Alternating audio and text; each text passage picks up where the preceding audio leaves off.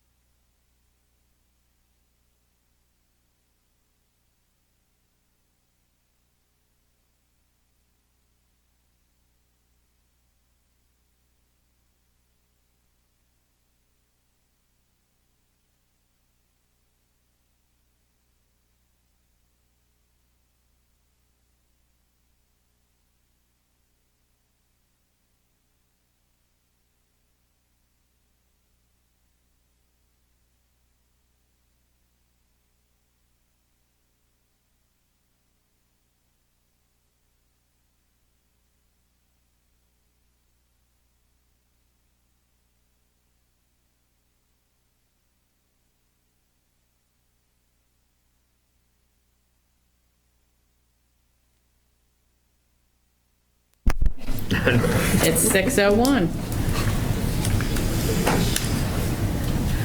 Let's go ahead and introduce, would you, the task force, like to introduce yourself so we know who everyone is? I'm sure most of you were here the other day, but just to let people know. Would you like to start, Jeff? Sure. Okay. Good evening. My name is Jeff McNeil, 1462 Resolute Street. I've been a full-time Celebration resident for about 4 years now. It's our second home in Celebration, and my background's banking, finance, strategic planning, change management, et cetera, et cetera. So excited to be here. Great. Thank you, Jeff. All right.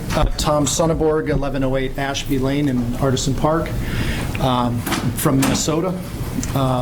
Moved to Florida a long time ago to go to graduate school at the University of Florida. Got my MBA in real estate there. Went to work for Disney for 14 years. Was an Imagineer.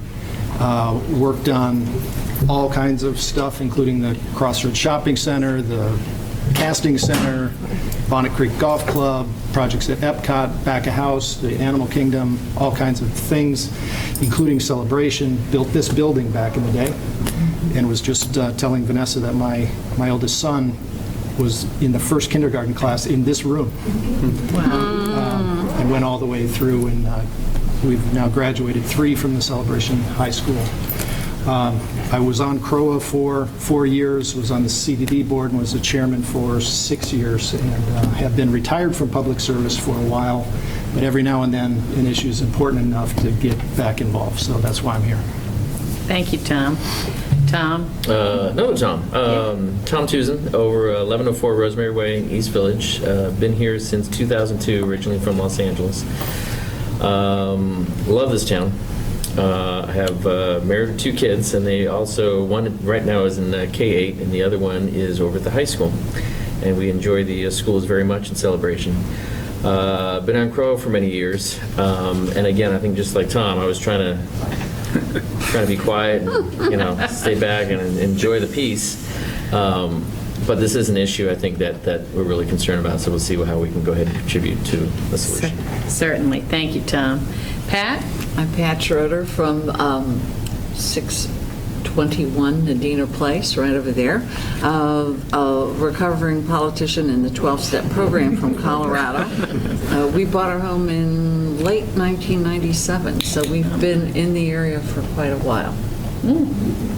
Great. Dan? I'm Dan Heskett, 1438 Resolute. I have 2 daughters at the K-8, one who's being middle school next year. And it's hard to follow such a distinguished group. I think we're all excited to get started. That's great. And Rebecca, last but not least. Hello, I'm Rebecca Newman. I live at 815 Lake Evelyn, which is just across the road. I've been in education for the last 18 years, and I did my training in the UK at the University of Cambridge, finished my PhD there, taught there for a little bit, worked at the University of Wales and at several liberal arts colleges in the United States. I'm currently living and working at Valencia College. I have 3 children, one in kindergarten, one in 3rd grade, and one in 7th grade. So I'm currently utilising all of the K-8 services. Great. Okay, thank you, Rebecca. Next on our agenda is to select the chair for the task force. So does somebody want to make a motion, or do you want to discuss it first? Is this the part where someone steps back? Yeah. It's like drawing Everyone straws. steps back and Could we the discuss person up first? front. Yeah, can we have some discussion? Absolutely. Maybe someone who's really familiar with the Crow Charter can just explain what the chairperson, what will be different about the chairperson. I think that the last meeting there was some discussion that the chairperson's a non-voting Yeah. May I- slot. Yeah, Not in so this I case. think there was some discussion and probably some confusion afterward about whether the chairperson of this task force would be a voting member or not. I think there's no reason that the chair, if it's not a board member, couldn't also be a voting member. Right. That's right. So maybe I we would should agree just with all agree on that first. Typically, the chair of a committee is the person who kind of runs the meeting like the president of the board of directors. So that's typically what's expected of the chair. And as Tom said, whoever is the chair, will also be a voting member of the committee. Well, is there anybody here who would like to do it? I must say, I don't think I possibly could, because I've got too much going, but Well, I wouldn't mind doing it. good. I second the motion. I will yield. I will yield to anybody who wants it more than I do. I think you would be terrific, Tom. Thank you, Pat. Pat, would you like to make a motion? that I Tom- hereby move that Tom Sonnenberg is our chair. I'll second. Jeff. All in favor? Aye. Aye. And that means I turn the meeting over to you, Tom. Happily. Okay, well, thank you all. Are we expecting Brian? I did not hear that he wasn't coming. Okay. So, you all have the agenda.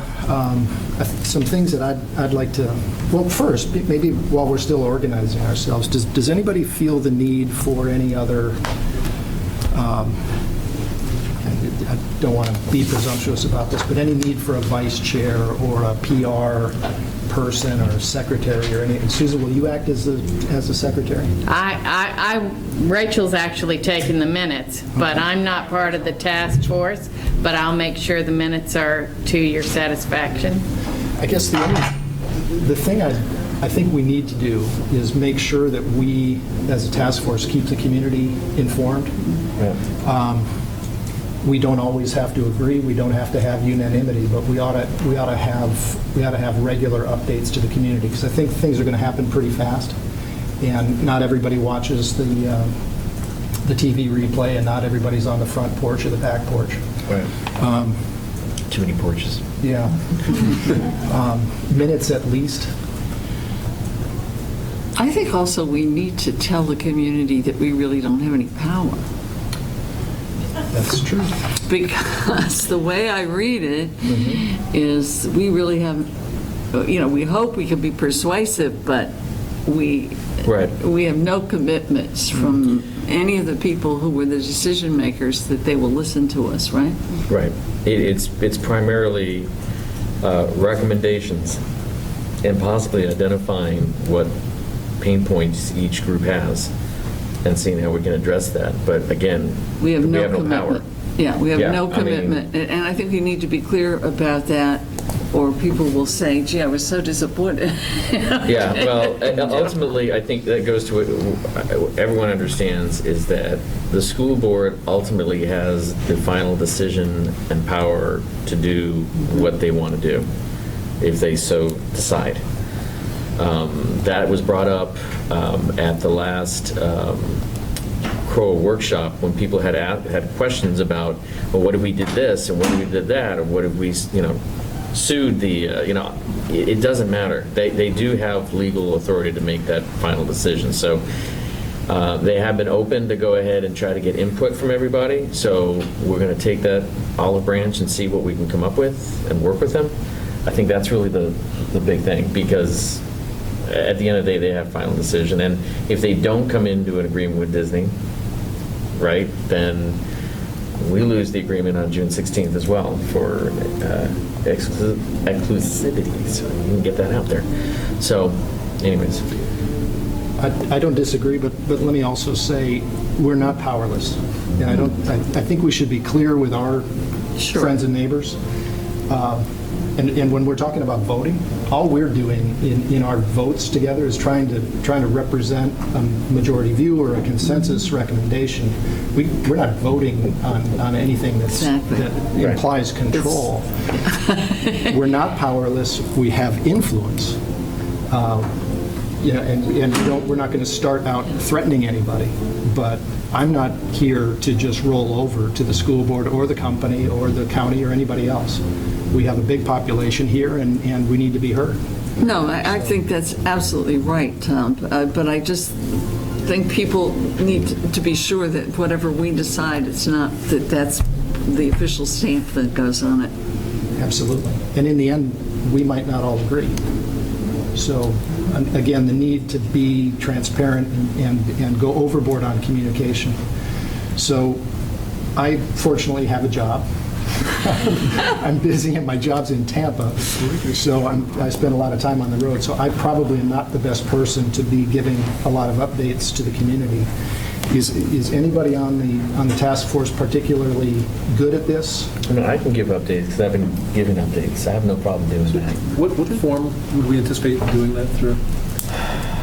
What works best in terms of getting the message out? So here's the challenge.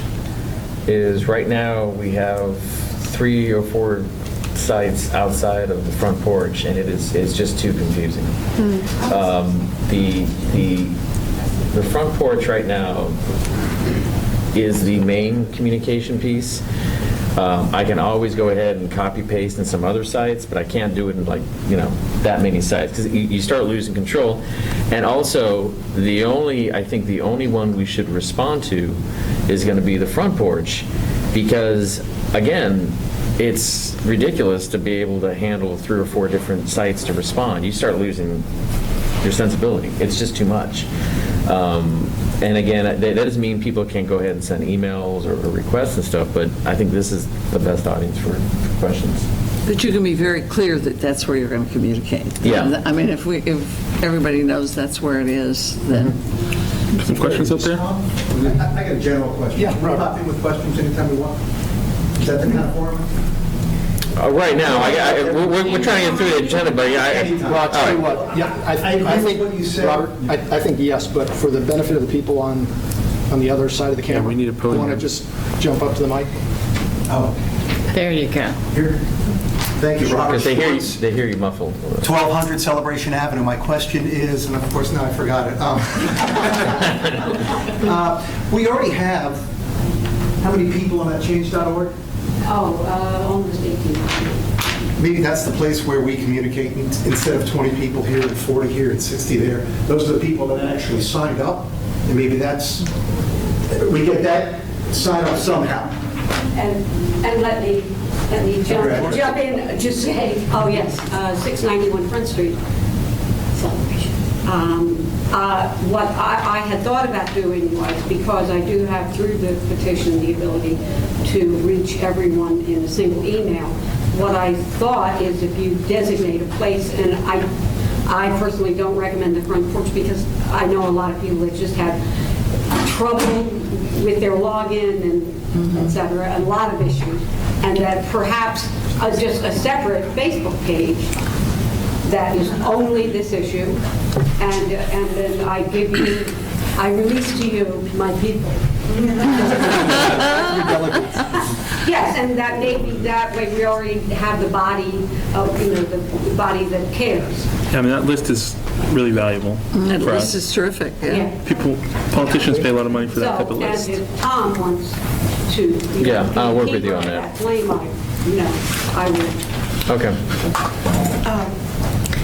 Leah Carey's 1049 Nash. The 2 things I wanted to say was, first off, when you're talking about what you're able to do, I think first off what we're kind of looking for you guys to do is sort of be our voice and have a seat at the table. that, I think, is what everybody's goal to look at, having what the benefit of this task force is just be sure we get heard at the table. And I would recommend, if you're talking about, the thing I like about the front porch is it's our official site, and a lot of these others are people, I mean, there are people that don't live, I mean, there was a guy from California talking about moving here or something. He was all on some Facebook things and stuff. I think sticking something that's official would probably be the best, way to go. Because, I would suggest the same thing, and what we could do perhaps is, in our distribution, aside from the front porch, we could send the cookie for her list, and that kind of covers the active, involved people who've signed up, and doesn't detract from the official place we should be posting things. I mean, people copy and paste. Yeah. Well, Right. And I was going to suggest one thing. If you're going to email the people in the community, please protect their email address and make sure you blind carbon copy, because you don't want everyone to know your email address. that's a good point, Susan. So can we just all agree that we'll designate Tom as our communications Our liaison? PR guy? PR guy. All right. Tom, you'll figure out the best way and go on all the miscellaneous sites and just say, see this official Right. posting. Or I could move it, and we'll make sure he doesn't lose this unanimous vote. I think Oh, my goodness. it'll be fine. So the reason I brought this up is because I think one of the things that is so frustrating with so many of us is that we were all caught in the dark here. So let's just make sure that we go overboard on letting the community know what's up. And please make sure you let J.R. Roop, our communications guy, know, and he can do push notifications through Service, and he can put it on the website and help you any way that he can. Okay. Susan, does the community know the charter or the objectives of this group? We can review those. Yeah, that's just for the record. Okay. Do you want to? Go ahead. Okay. The first objective is to work with the Celebration Company and the Osceola County School Board to identify a mutually beneficial recommendation for expansion of student stations to accommodate future growth and celebration. The second objective is to organize and host a town hall meeting with the residents of Celebration, the Celebration Company, and the Osceola County School Board. The third objective is to work with management to provide notices to the community for upcoming events related to the expansion of the Celebration K-8 school, including, but not limited to, town hall meetings, Osceola County Board meetings, school board meetings, Celebration Residential Owners Association meetings, and Celebration Community Development District meetings. And those are the three objectives. Maybe we should have Brian introduce himself. Oh, yeah. Brian, hi, I'm Tom Sonneborg. Before you got here, we all introduced ourselves and gave a minute or two on who you are. Oh, okay. Brian Coakley, lived in Celebration for about 5 years. I'm actually the local scoutmaster for Troop 125. I believe the reason why I was asked to be on this, I'm also part of a construction management firm, and we do a lot of schools and higher ed kind of projects. So reassessing, looking what we have already for square footage and stuff like that, I'm hoping to bring that to the board, to help out the task force with that kind of stuff. Background's been mostly all in pre-construction, believe it or not, so a lot of numbers and everything for construction. That's my forte for the construction management firm. Great. Thank you, Brian. Thank you. So, task force, any comments on those objectives? They were sort of drafted and dictated by the Crow Board as our mission. So the question I had was on point number 2, where it says the Celebration Company and the Osceola County School Board.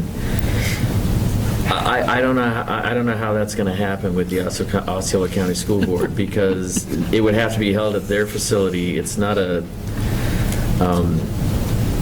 I don't know how open they would be to that, but because of sunshine laws, it wouldn't be here. I don't know how that would work. I believe that one of the things we talked about, I wasn't here on Friday, but that there would be a liaison from the Celebration Company, there would be a liaison from the Osceola County School Board, and so I think that's what we're looking at, is inviting someone to be that liaison for us moving forward, so he can take it back to Osceola County and certainly involve us whenever they have any kind of board meeting relating to the expansion here in Celebration. Okay, because the way it's here, we're actually having a town hall meeting with everyone. Well, hopefully, the representative will want to come, but we can't force them. No, I understand what you're saying. Okay. So you're saying that this implies that the whole school board would be there? That's what it says. I don't think they can do that. No. No. Can I make just a quick comment? I think where the logic was when we were discussing it as a board, there's 5 different school board members. All of them need to be on the same page. Perhaps we can even do something like rotate them through. So that way everybody is kind of on board, understands what's happening, and we can come up with some type of a consensus. So I think that's where the term school board came from, was not necessarily all at the same time, but perhaps rotating through. Okay. Very good idea. So while we're still organizing ourselves, if you all don't mind, I want to jump around the agenda a little bit. I want to save Todd Rimmer. Thank you for coming, but if you can hold on a minute, Todd. Mike? Tom, I have a comment relative to this, I think. Please. Again,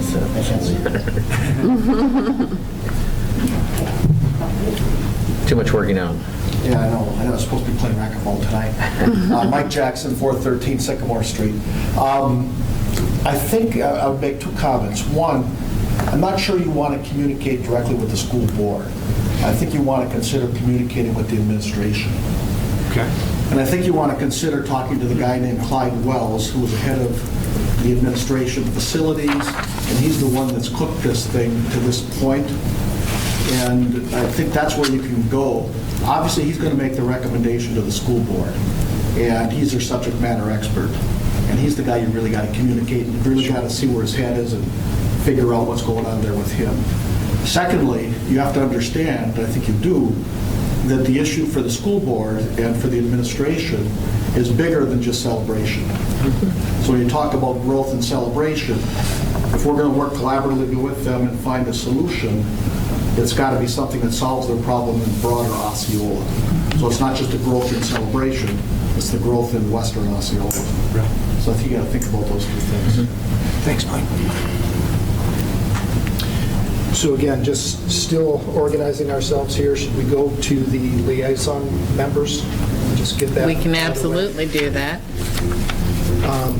It was recommended that we have a liaison designated from the CBD, from the Celebration Company, from the Osceola School Board, and from the Celebration K through 8, and maybe that should also include the high school. Any thoughts or recommendations on names? How about Rose Ponce, who is the school counsellor at Celebration K8? She's also primarily responsible for the middle school. She'd be a good point of contact for us, and she also spends a lot of time advising students through that transition. Rose Ponce. Pollzie, and she has agreed to help out. Okay. Vanessa, was the Celebration K8 intended to be a student or a administration person? Administration. Okay. Or somebody that is somebody that has some type of contact with an actual higher paid position. Right. I do know that there was some conversation with regards to having a student liaison come in also. I do not know that that was a consensus of the board, but I do know that that was brought forward. And I was going to also suggest, typically there's somebody on the board who has a relationship, whether it be with Rose or whoever it is, and so maybe that person wants to be the communicator with that person. as Oh, I well. see. So have somebody on the task force that would. Certainly. Okay, that makes sense. Rebecca, you know Rose well? I certainly know her and could make contact with her and ask her whether she'd be willing to serve. So, Okay. And by the way, for me, this is the more the merrier. I mean, in the end, we'll have to reach a consensus amongst the board and make a formal recommendation, but I don't think we should exclude anybody who's got something to add. So what do you think about a student? I think I that heard the might be name, interesting. Sophia Graves, Yes. who I know. She's my neighbor. I think she'd be great. Daughter of a good friend of mine. She'd be terrific. She would be. Is she at the high school? Yes, she's at the high school, and she's a senior, I think, Senior. right? Yeah, she's, I believe, the student body president. Yes. Thank you. She'd be terrific. Is she Sophia Graves. Graves. And none of these are voting members, by the way. Right. So Rose is nominated, Sophia Graves. I'd throw in Floyd McCullum from the Celebration CDD, Oh, that's a great unless idea. anybody All right. has another. Bill has kids in the school, too. Bill. Bill, how's it? Okay, the board will select their representative, no matter who it is. If you're going to have someone from the board, obviously it would have to be voted on. Okay. That's a good point. To be determined. Okay. Okay. Who do you want to interact with CCD? Oh, it's Clemens. Thank you. I think it would be helpful to approach someone in the administration as well at the high school, rather than just solely having a student representative, because the kinds of solutions that might possibly come up span that grade configuration between middle and high school. There was just an administration change that's starting. Mr. Lisby's last day was Friday, so I'm not sure who, if the new principal would be Mr. Rasmussen, right? Dr. Rasmussen. Rasmussen. So I would suggest maybe reaching out to the assistant principal Kelly Myers, who's been there forever, or either of the other two. I mean, they've all been at school for like years and are more familiar with it. That makes sense. Do we know if any of the district employees are permitted to be involved in this by the district? That's a good question. It's a very good question. And we also have, the teachers that live here. Well, They'd have to, you have to find out. I would not want to put any residents in a conflict with their employer, especially if But they things go aren't voting. sideways. They aren't voting. It's really just informational, maybe, don't you think? I mean, I don't think. I mean, I would just be concerned about asking a resident or an employee to come and say something that might put them at odds with their boss's boss's boss's boss. Boss. I mean, I think that may be a concern, but all we can do is ask. Yeah. Okay, so from the CDD, we'll ask the CDD board to designate someone. From the company, Celebration Company, can we assume that it'll be Todd? See how you do tonight. From the school board, should we ask them to help us with the rotation? I would recommend doing a rotation, only because, like I said, you need more than just one vote. What are your thoughts on that? We talked about that, I think that makes sense. There's 5. Do we have any sense if that's going to actually happen? I think all we need to ask. That gets back to my Has power anybody issue. from TCC specifically addressed any of the any liaisons from the school district or from the board at all that you know of? We mentioned it to Tom Phelps that there might be a request from the way. Okay. And left it to you all to approach that. Okay, thank you. And Tom Phelps, he's the number 2, he's the second, he's the deputy superintendent. He also, back in the day, was our assistant principal at the KA. So. It's a small town. It's literally a small town. Okay, so how do we want to extend these invitations? this is gonna be very tricky because I mean, the next board meeting is when? I mean, it's not anytime soon. They just had December. one. December 15th. Yeah, we don't want to wait. I mean, we can't really ask them to make any decision as a group before then. No, but what you can send. You can send a request to the board. Just ask them and just say, could somebody please attend? And we have their personal contact details. I think we can go ahead and extend that invitation, even if it's before the town hall meeting. Maybe they could come and at the task force meeting. You could also start with the chair. I know that Clarence Thacker is just elected the new chair. Maybe start with the chair. I would probably advise that.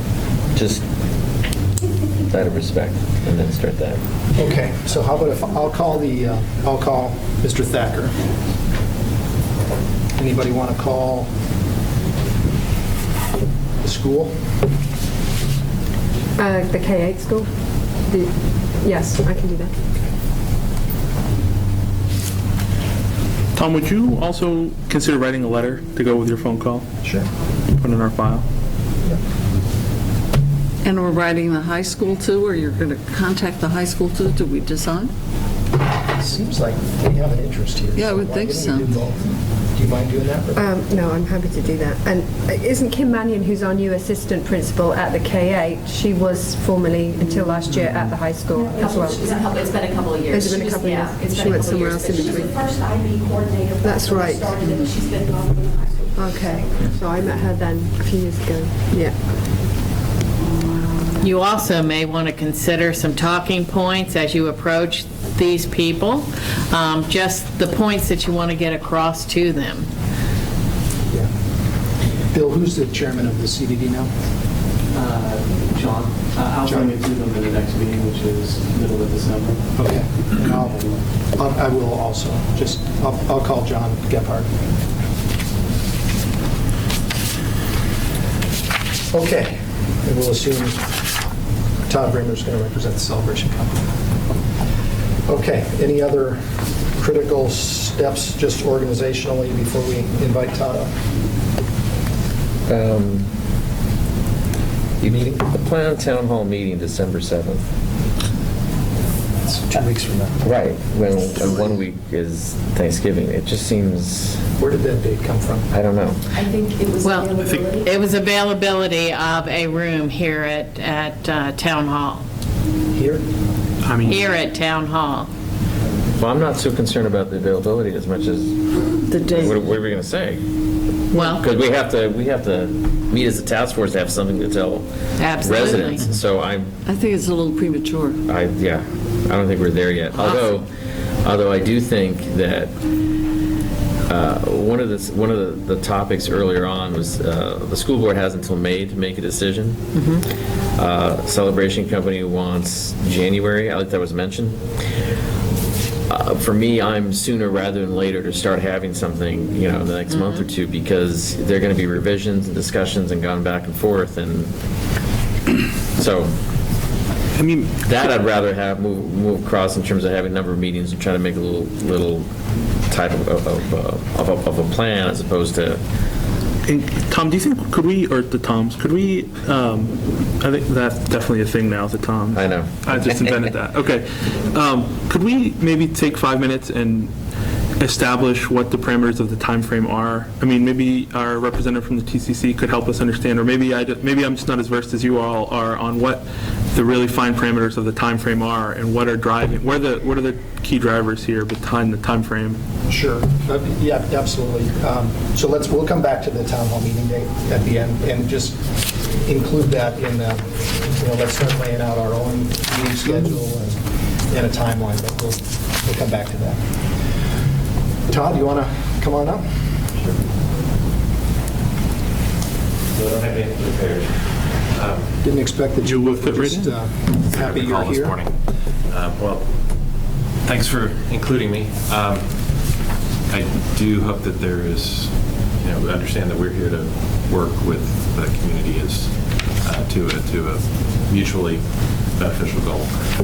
As far as the question on time frame, I think originally we were hopeful that this could be brought to a decision quickly. Obviously, there's a lot of factors to consider here.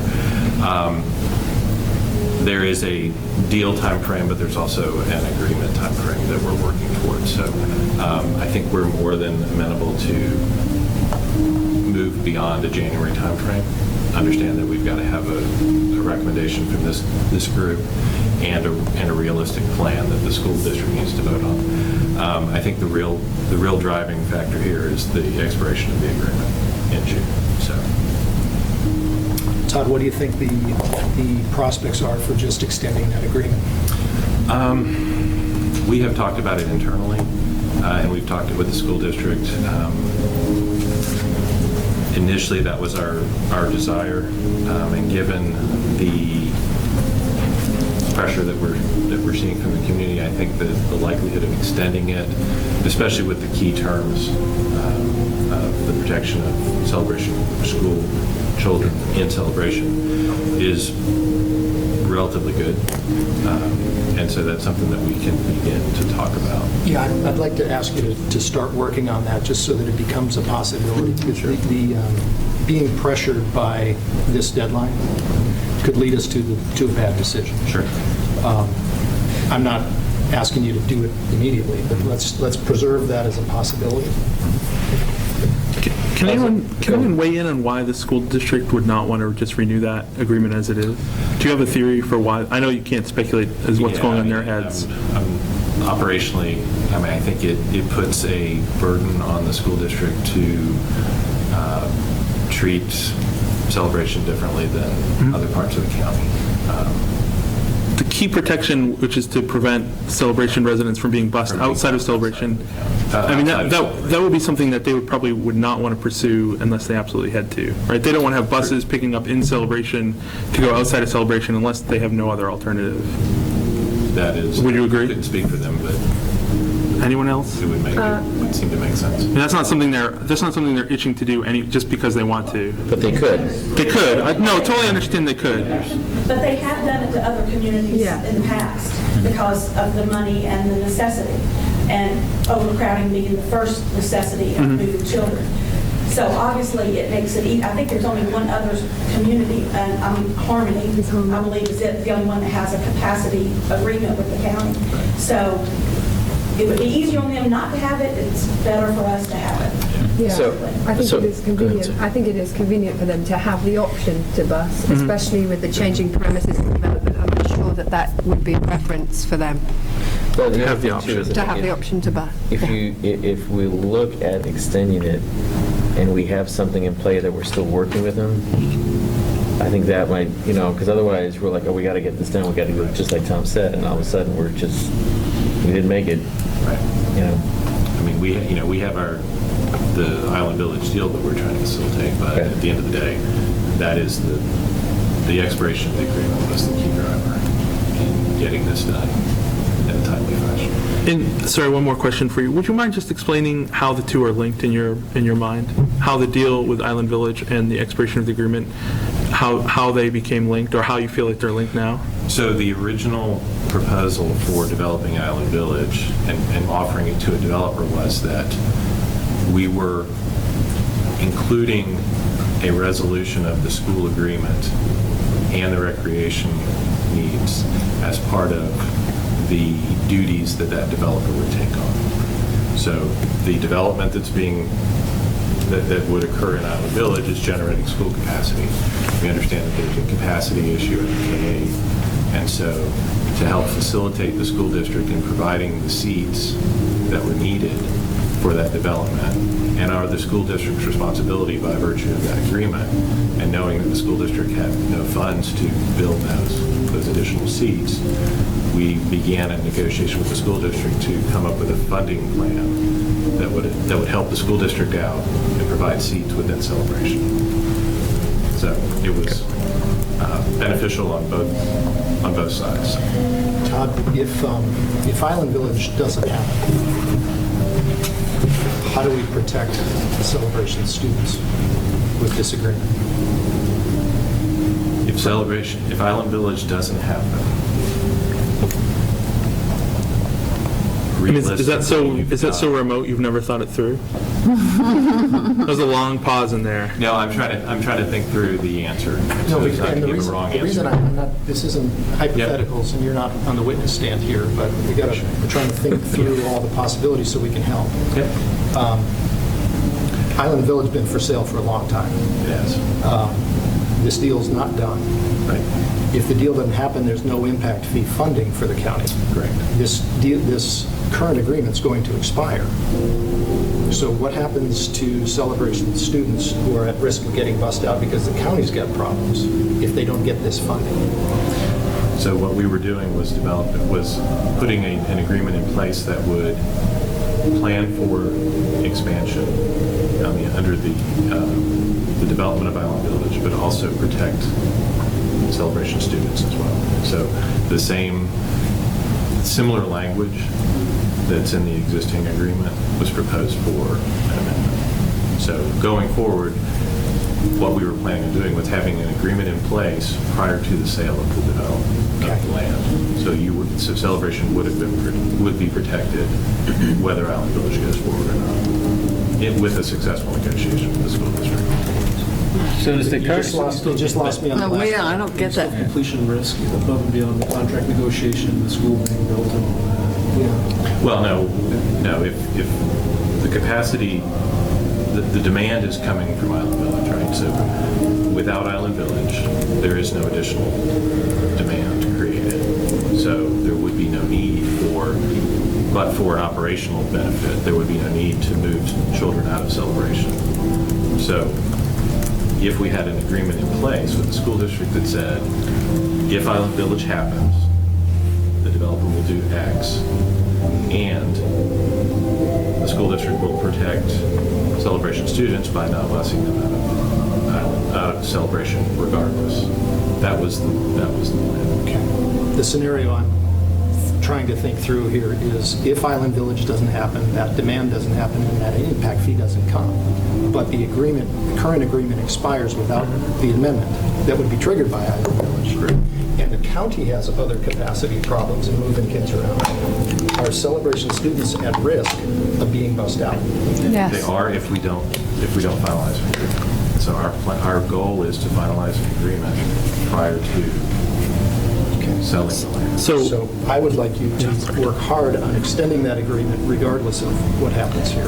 That is our goal, and that's why we were pushing to get an agreement in place. Is there a reason there was a time limit on that agreement? Most agreements have time frames. So can we go Hong Kong on the next one for 99 years, please? Yes, let's do it. There was a limit that was mentioned at, I don't know if it was the school board workshop or the school board meeting. It was 20 or 40 years. That was like the extreme length that would make all these agreements. There was a particular timeline that they talked about. So I think I had mentioned that. The current agreement was a 20-year duration.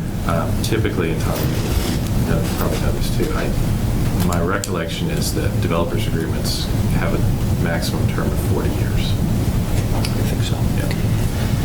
Yeah. Not being an attorney. So with the current agreement right now, with all the other construction that has gone on Celebration Boulevard, that capacity, when those... Satisfied in the existing school. Right, so all that capacity was built into the school right now as it stands? Correct. Okay, because when that was all being built 2 years ago, when I moved to North Village, there was a threat of North Village being bussed out. So there was an agreement in place that North Village shouldn't have been bussed out.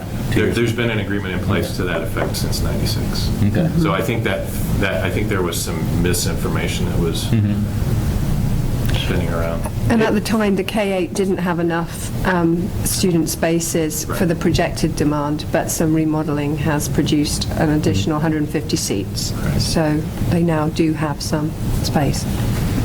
So the capacity that they're all talking about building and expanding is for Island Village, not for 192 being bussed in. So, and they're not our numbers, they're the school district's numbers. The way we understand the numbers.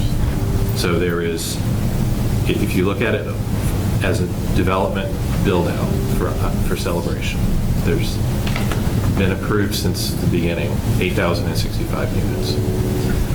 Based on our calculations, TCC has sold roughly 6,000 units. Apartments, all types of residential. Island Village would add another 1,310. So that leaves about 900. And what we had said to the school district when we entered into discussions was, we need to know for certain where the total build-out capacity will be built. We don't want to come back in 5 years and have to do this again should we sell out. So Island Village generates roughly 300 K-8 children. The additional 900 units generates roughly another 250 or 300. So out of the 1,000 seats, that's roughly 600 seats. When you apply the 80-20 factor, which is our contractual agreement with the school district, that gets you close to 1,000, somewhere under 1,000, and then when you add class size amendment. So the statement that there would be 700 seats that were available for the county is true in the short term. So there will be a ramp-up period. The build-out of Island Village will take 8 to 10 years. And then the sale of those additional units, wherever they could occur, may take longer. So there will be a period when there is capacity similar to the high school that could be utilized by Osceola County at large. But ultimately, the bulk of that capacity will serve Celebration once the town is built out. Can I just, sorry to ask again, can I clarify those figures on the build-out? Which school populations will be enlarged in relation to which development? I just want to take a note of those figures. Again, verify those with the school district because that's their responsibility. We understand that based on the 1,310 units in Island Village, that generates roughly 300 children. And then additional 900 students generates somewhat less, proportionally less than that. So call it 200 units. 900 to get to the total 8,065 for Celebration. So that's assuming the build-out across I-4? Wherever. It could be across I-4. It could be additional units in Island Village. They could go denser to the discussion we had last week. But that is the total entitlements for. So 300 K-8 children and then an additional 900, sorry. Yeah, an additional 900 residential units. So another 250. So another 250 K-8 students could be generated by the ultimate build-out of Celebration to 8,065 units. So 550. Okay. Can I ask you one question? And this has been bothering me for a while, because when we first moved here with the K-8 school, they always had a discussion where there was an additional wing that could be built onto the school. Not the K-8 school, sorry. Not the proposal that was shown, but it was to be built off the middle school, where the cafeteria is and the building part.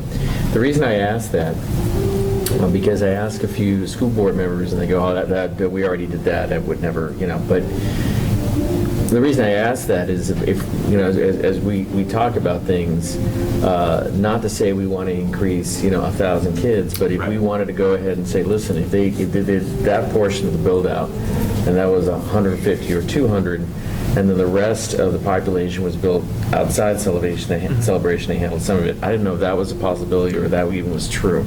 I have never seen that plan. I know that there has been one expansion to the school already, and I think that was the one that the CDD actually funded and built and then was paid back for. That was the first amendment to the agreement, which I think was done in 96 or 97. So I know there's been one expansion already. Okay. But that is a potential option to phase this. I think the issue is going to be, and that's something that the school district would have to answer. But, I understand. It's about the access to funding when the demand occurs. Okay. The reality is that we still need to have to find a way to get 1,000 people back into Celebration, regardless. So. Can we just, Island Village, the distance, I think, Tom, you mentioned, the distance to Island Village is going to require busing for pretty much the entirety of all of Island Village across town. So regardless of what we do, these kids are there's going to be, from the small number of buses we have now that come into the high school right there at the access point at World Drive, we're going to be entering a new era of busing within Celebration, pretty much no matter what happens pending sale of Island Village. That's correct. So I think that's something, we need to start giving that message to the community that there is going to be busing inside Celebration, pretty much full stop. As long as Island Village goes on, there will be busing within Celebration. Well, there's two parts. One, it's not just busing, because not everyone is going to use the busing, the buses. It's going to be additional cars. Yeah. Because people are going to drive their own kids, and so it's going to be a combination of the What two. the school district is legally obligated to do if a child lives more than 2 miles distance from their school, they have to provide busing for that child. Right, I'm just saying that, but I'm not saying not everyone's going to take advantage of that. Celebration now. They're gonna drive. You're talking about 2 or 3 buses. Celebration Boulevard is really. Because right now, 180 kids. yeah, right now, Exactly. there's 2 buses, and neither of those buses are full. Right. But it's taking kids Yeah. from. We're not talking about the volume of buses the high school gets. Yeah, That's, No, but that's a fleet. it's actually 500. But most of them are outside. Yes. Coming Most in. of them are coming Right. along. Right. Yeah. But they have 27 buses on a daily basis in and out of the high school. Todd, could I go back to the time sensitivity we're facing? So we got this June date, but what do you see, is there a deadline vis-à-vis Island Village? Is that pushing us at all? We have a desired outcome. Yeah, I can imagine, you But- want to get the deal closed, but, right?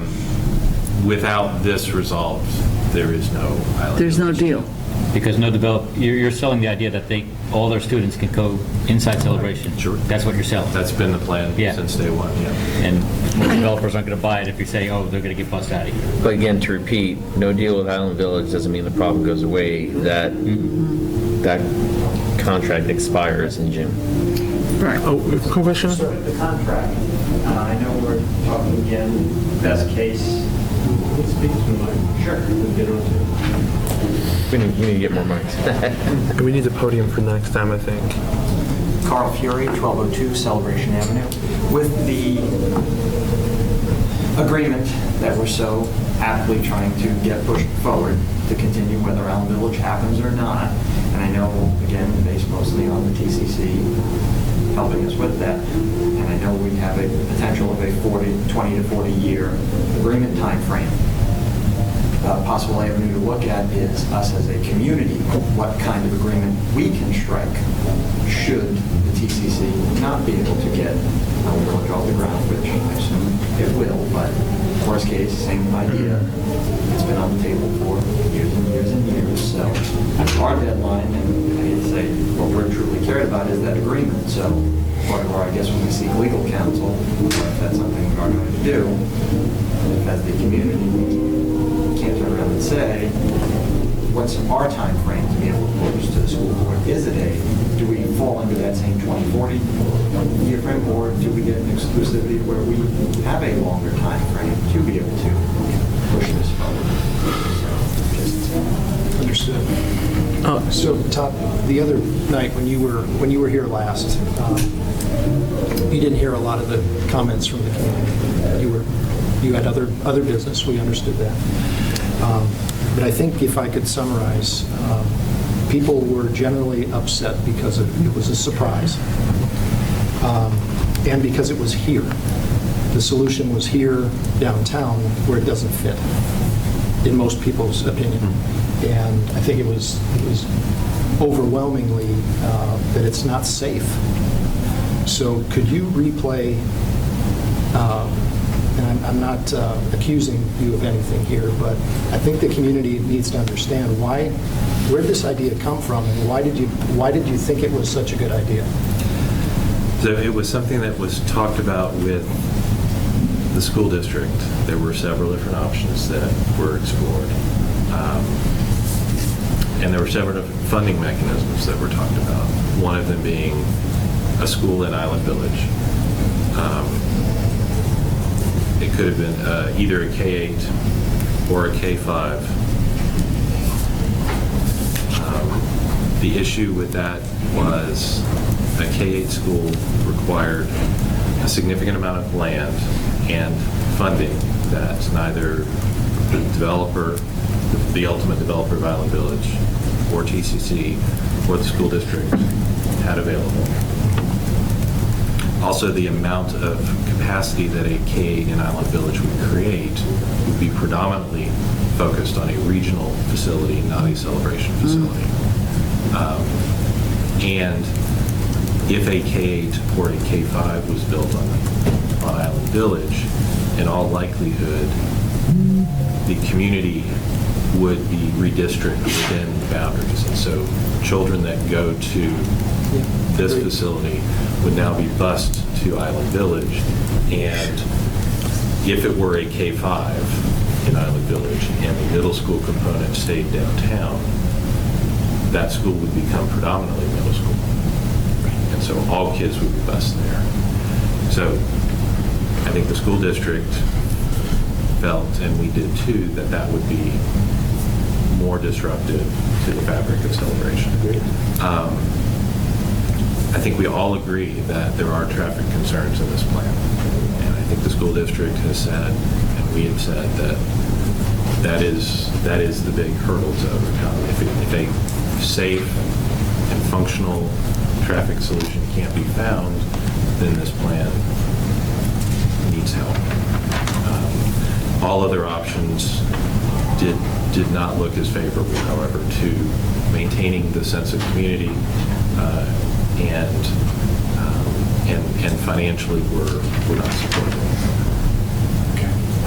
Well, you also missed my comments, so let me just get them out. Safety's number one, and I think a traffic study, we've done traffic studies. Yep. They're not about safety necessarily. They're about convenience and retail sales and those kind of things. It depends on the stated goals, but yeah. Right. So who is doing the traffic study? So the county, the school district, as I understand it, are hiring Hanson Walters to do a traffic study. That they are familiar with Celebration. We, TCC, Disney, are doing our own traffic study. Kittleson and Associates is currently looking at that. And then I think When is that? Is that right now? we're currently contracting it. It hasn't started yet. So and honestly, you're right. It's all about what the scope of work is and what the questions are. I think most people who live here intuitively know that we've got traffic problems now, and the idea of getting an ambulance in here at the peak time is close to impossible now. You add 1,000 students here, this will be an unsafe situation, and that will be all on the heads of the people who make this decision. So right off the bat, it's a bad idea, in my opinion. Secondly, I thought there was an agreement between the county, the school district, and the company that allowed the town to have less than the normally required number of parks for recreation because of that agreement that these fields on the school would always be available to the public. And it came up again in front of I think it was, I was on Crow at the time when there were safety concerns and we had to fence the fields. And there was just fencing those fields made it less public, but we all agreed that in the interest of safety, we would let that happen if we could amend the agreement so that there would be guaranteed access. But in the plan that I saw, some of those fields and some of the acres are being covered up. So how can that plan not violate that agreement? So I understand that you said that there is that agreement. I have not been able to find that agreement. I have no knowledge of it, and I've gone back and talked to, had people ask Perry Reeder about that agreement. And Probably preceded Perry. Okay. I'm not privy to it. You think it's a tri-party agreement?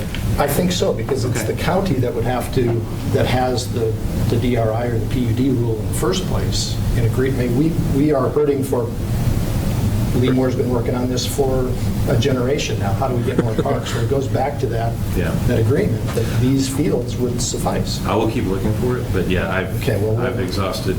We will too, but that's important. So when I first saw it, I said, well, they can't do that. But the county should have a copy too, shouldn't they? All parties should have a copy. So there were two points to that.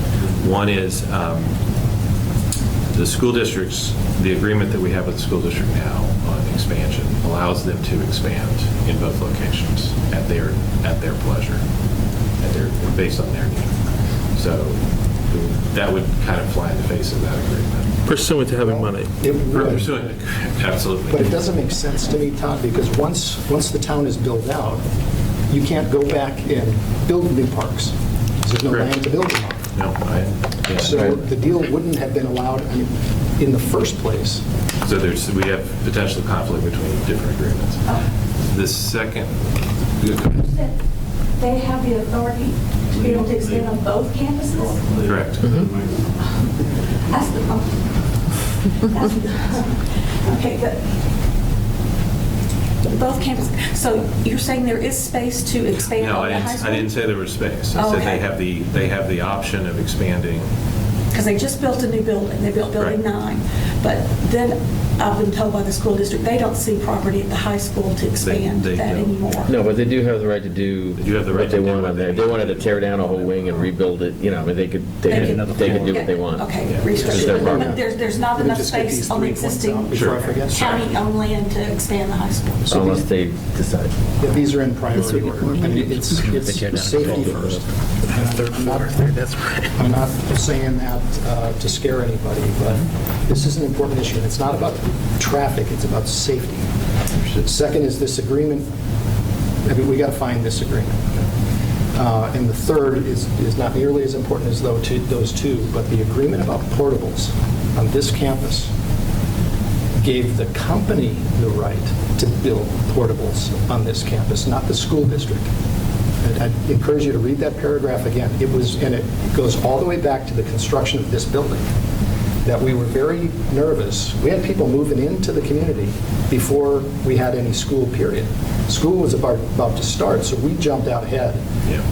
The company bought this lot back from the school. That's why this little out parcel of private property exists within the school campus. So we could build this building quick. That's why this is a manufactured steel building. It's different than the other building. We built this building start to finish in 4 months to get ready, but we didn't know how fast we could build it. So we allowed the ability for us to put portables out here. Not for them to litter this campus with portables. That was always the agreement, that they could never do portables here. There's actually, portables are allowed in 2 or 3 different places in the agreements. I think it says that the company can do it, not the school There's an district. interim, yeah. Unless it was amended. I'll show them to you. Okay. So, So to the recreation point, Yeah. that was one of the other things that the Island Village development was intended to provide, was up to 10 acres of community-based recreation, ball fields or a Olympic-sized swimming pool. And so that was one of the other trade-offs, not that that's the top priority, but based on the development plan, there wasn't enough room for that type of recreation and a school on Island Village. So building a school down there would have. So Todd, I'll yield to the others who want to ask questions here, but so the value of another school, be it a K-8, a charter, whatever it is, in Island Village is a lot less because it's so far away. A lot less value to the community because it's so far away, and nobody can walk there. Nobody can ride their bike there. It's too far away. Same things goes with parks. Parks here on this campus are worth a lot more to the community than parks 2-3 miles down the road. So, I think we need, in the most objective, collaborative way we can, get back to the drawing board on some alternatives. Not tonight necessarily, but we need some other ideas. You also have the civic corridor land that was allocated for parks when it was dedicated. So, was there any other agreement that superseded the agreements Tom mentioned? Which agreement? Well, did the county redo an agreement, or did Disney redo an agreement in the last couple of years or whatever that redid anything? Because if not, the only thing that's it's almost moot because it's all going to be over in June. So I mean, we can. Well, not all of them expire. What does not expire in June? So the only other major entitlement action that we've done was rescind the DRI, but that doesn't affect any of the ancillary agreements. Okay. To my knowledge. Can I ask one question? I just want to be clear on the number of seats issue, because what I heard, and I could have this wrong, Island Village itself was to create approximately 308 K-8 additional seat requirements. The existing school, from what I understand from the stuff we got, Vanessa, has some 183 capacity now. So the additional required from that is roughly 167, 170. How does that jump to 1,000? Can you help us kind of understand that? Again, the numbers are the school districts, but the remaining capacity at the K-8, we understand to be taken up by the rest of the apartment units that are coming online. Including the expansion of? Just the boulevard. Just the boulevard. Just the boulevard. And that'll consume that, but that's over the course of? Should be the next 6 months. Okay. Great. Could I ask more about the high school? I keep hearing that there's no way the high school can expand. Who owns the land around the high school? Well, the land to the south is mostly wetland, and it's owned by Reedy Creek Improvement District. Land to the west is owned by TCC and Reedy Creek. It's rather narrow, so there's not a lot of expandable. What about to the back? That's the back. So the back would be the south, is what I was talking about. So that's all protected wetlands under the the Wildlife Management Conservation Area. Okay. So the east and west then would be? It's virtually all wetland around the school. There's very little upland, additional upland there that wasn't provided to the school district. But it could do second story. I think it already is. Third. It is already. Or third story. All buildings are two-story except one. Okay. So one of the other thing was at the school board meeting was the high school is nearing capacity. They are looking at additional real estate somewhere else to build another high school. To acquire the land. They can't build a high school, but they can acquire the land because they have a whole time period of when they can go ahead and start building. So Did they that say gives they're us- overcrowded now? Yeah. They're approaching capacity. It certainly feels like it's full. I mean, I don't know if it certainly feels like it's full. I mean, it's pretty cramped. Now it brought the capacity up to 2,500. We're at 24. Yeah, they handle, they're in charge of the numbers. That's their numbers. Can I just ask you a question, please? Keith Thompson, 915 Postland. Can we get back to the numbers? Because the current K-8 is 1,500 student stations, of which about 11 area, I believe, are celebration zone and the rest are out of zone. So you take 300 from Island Village and you get to 1,500, which is kind of where we are now, and you add 275, and so you get to 1,700. Because I thought the 80-20 was both schools combined. It is. So it doesn't have to be applied to the K-8. So in reality, what we need in the K-8 is about 1,700 to 1,800. It's 300 stations, not 1,000. And that would fit the 80-20. Based on what the school district is telling us, when the boulevard builds out, the K-8 school will be 100%, virtually 100%. So we need 500 extra. Over many years. Within the next 10 years. Yeah. That doesn't include any additional building. The building we have, we would fill it. As it sits now, the building that's going in now would fill it, is what they're saying. Correct. Yeah. So Todd, if the traffic study comes back that this doesn't work, or the fire chief says, you got a big problem here, this plan that's on the table doesn't We'll work. have to come up with an alternative. And right now, I don't know what that is. Okay. What I guess where I'm going with this is, what is the company willing to do to facilitate its land sale in Island Village more than this proposal? We're having that discussion. Including other potential parcels? Including other parcels of land that the company owns in town. As far as dedicating additional land, Yes. we're talking about it. Okay. What do you want us to do in the meantime while you're talking about that? I think proceeding with this task force and Tom, coming up with other alternatives. I'm sorry, I think I have no idea what you're talking about. So could you dial that down to like a 7 on the insider scale? Oh, I'm sorry. No, I just... Are you talking about other land that TCC owns along the What he's boulevard? asking is, will Disney donate additional land? For schools and labs. Beyond. Or even, I mean, there's... And there's, aside from the economic impact, there's other impact as well in splitting school up, dividing the K-8 into a K-5 and a middle.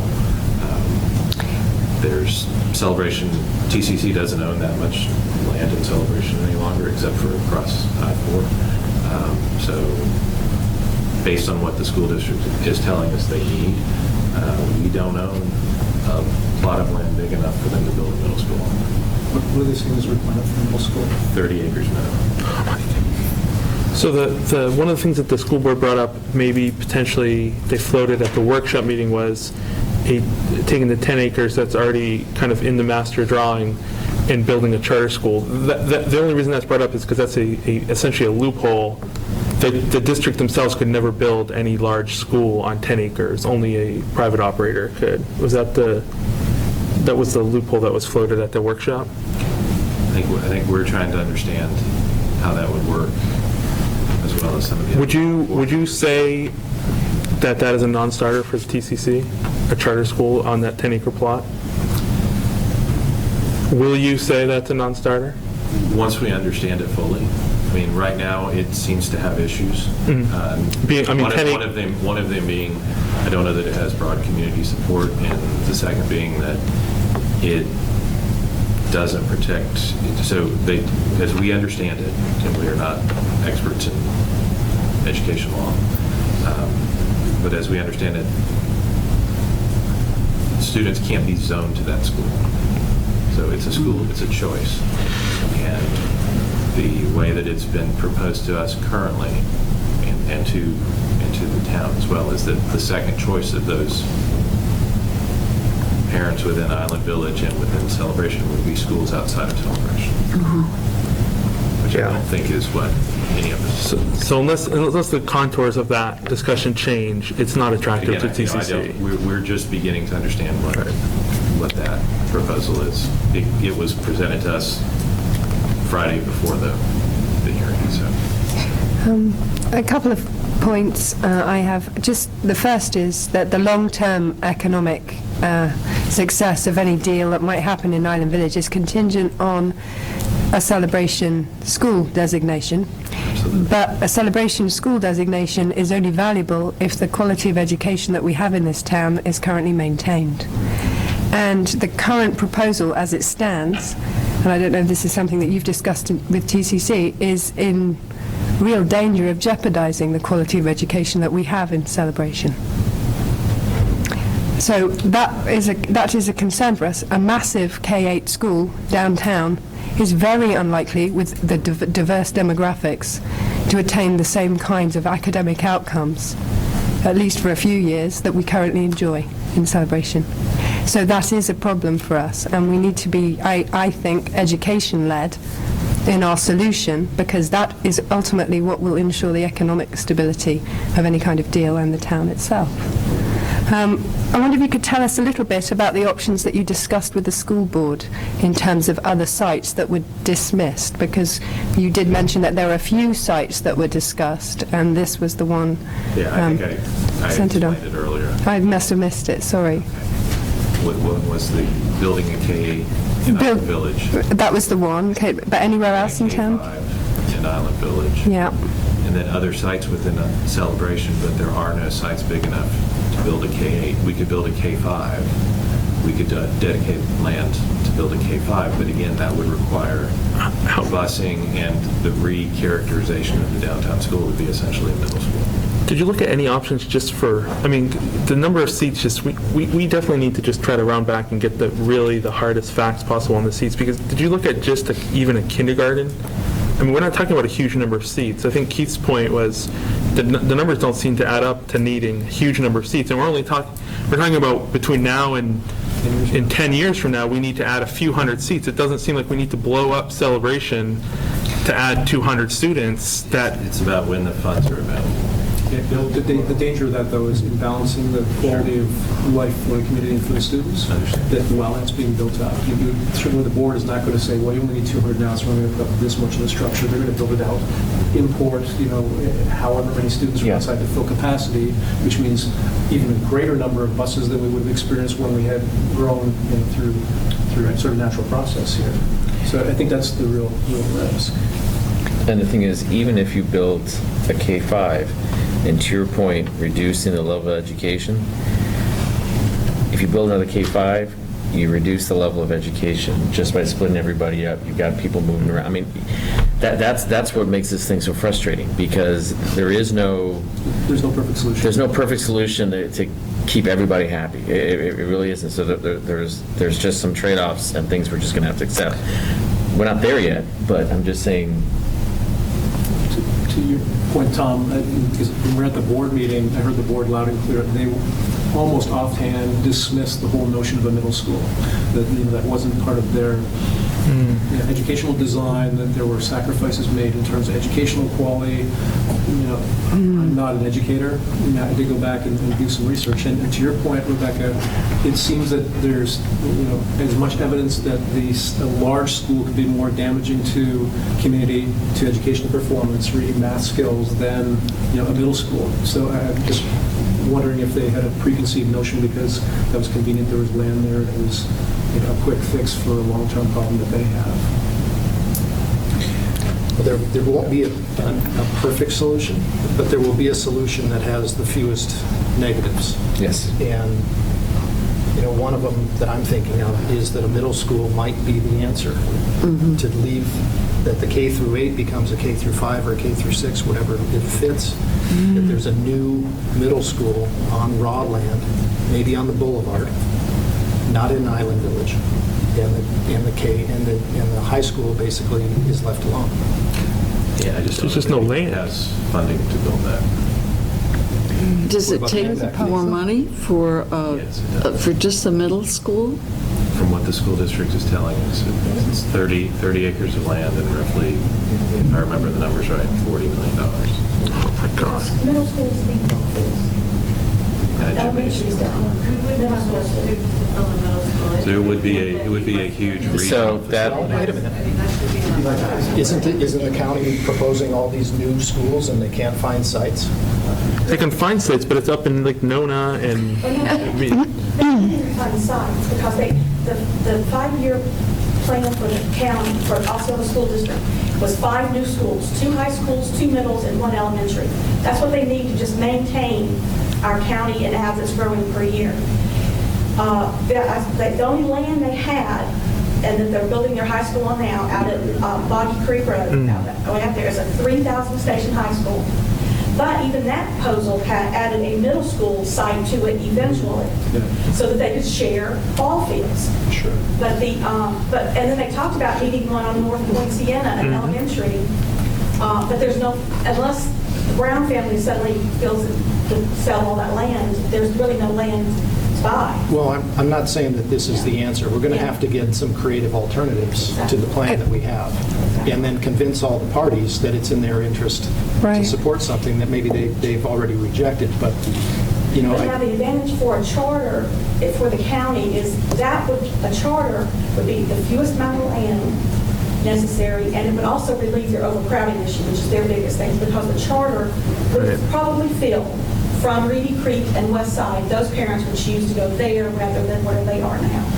Well, just so you all know, the way that my brain, my limited capacity works is list of criteria prioritized, so that not every criteria is going to be critically important.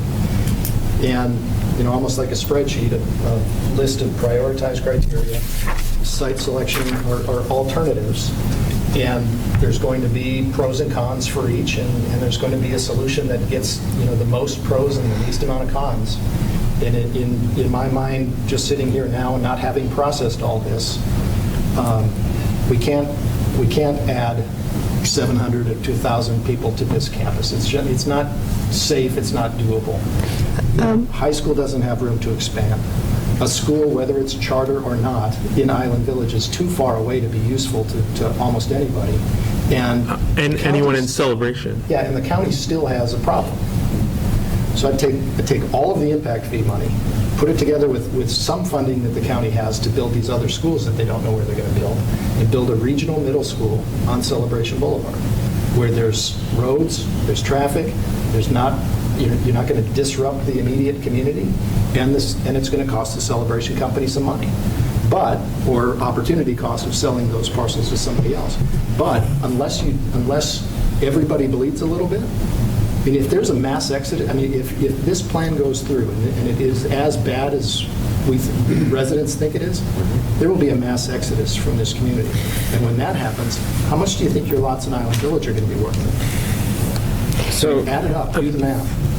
So if there's not the land, if there's not 30 acres though, the district cannot build There is a school. 30 acres. No, we just need to get out the plat map and look at it. There's 24 acres left on that. Plus the one right next to it. Sorry, Lee, can you come up, Mr. Moore? Tom, there's 24 acres left on. Okay, then we negotiate. And this is just speaking to the point of the mass exodus, which I can't speak of, but I can tell you this weekend I had a soccer tournament, Rebecca was there, and we're on the coast.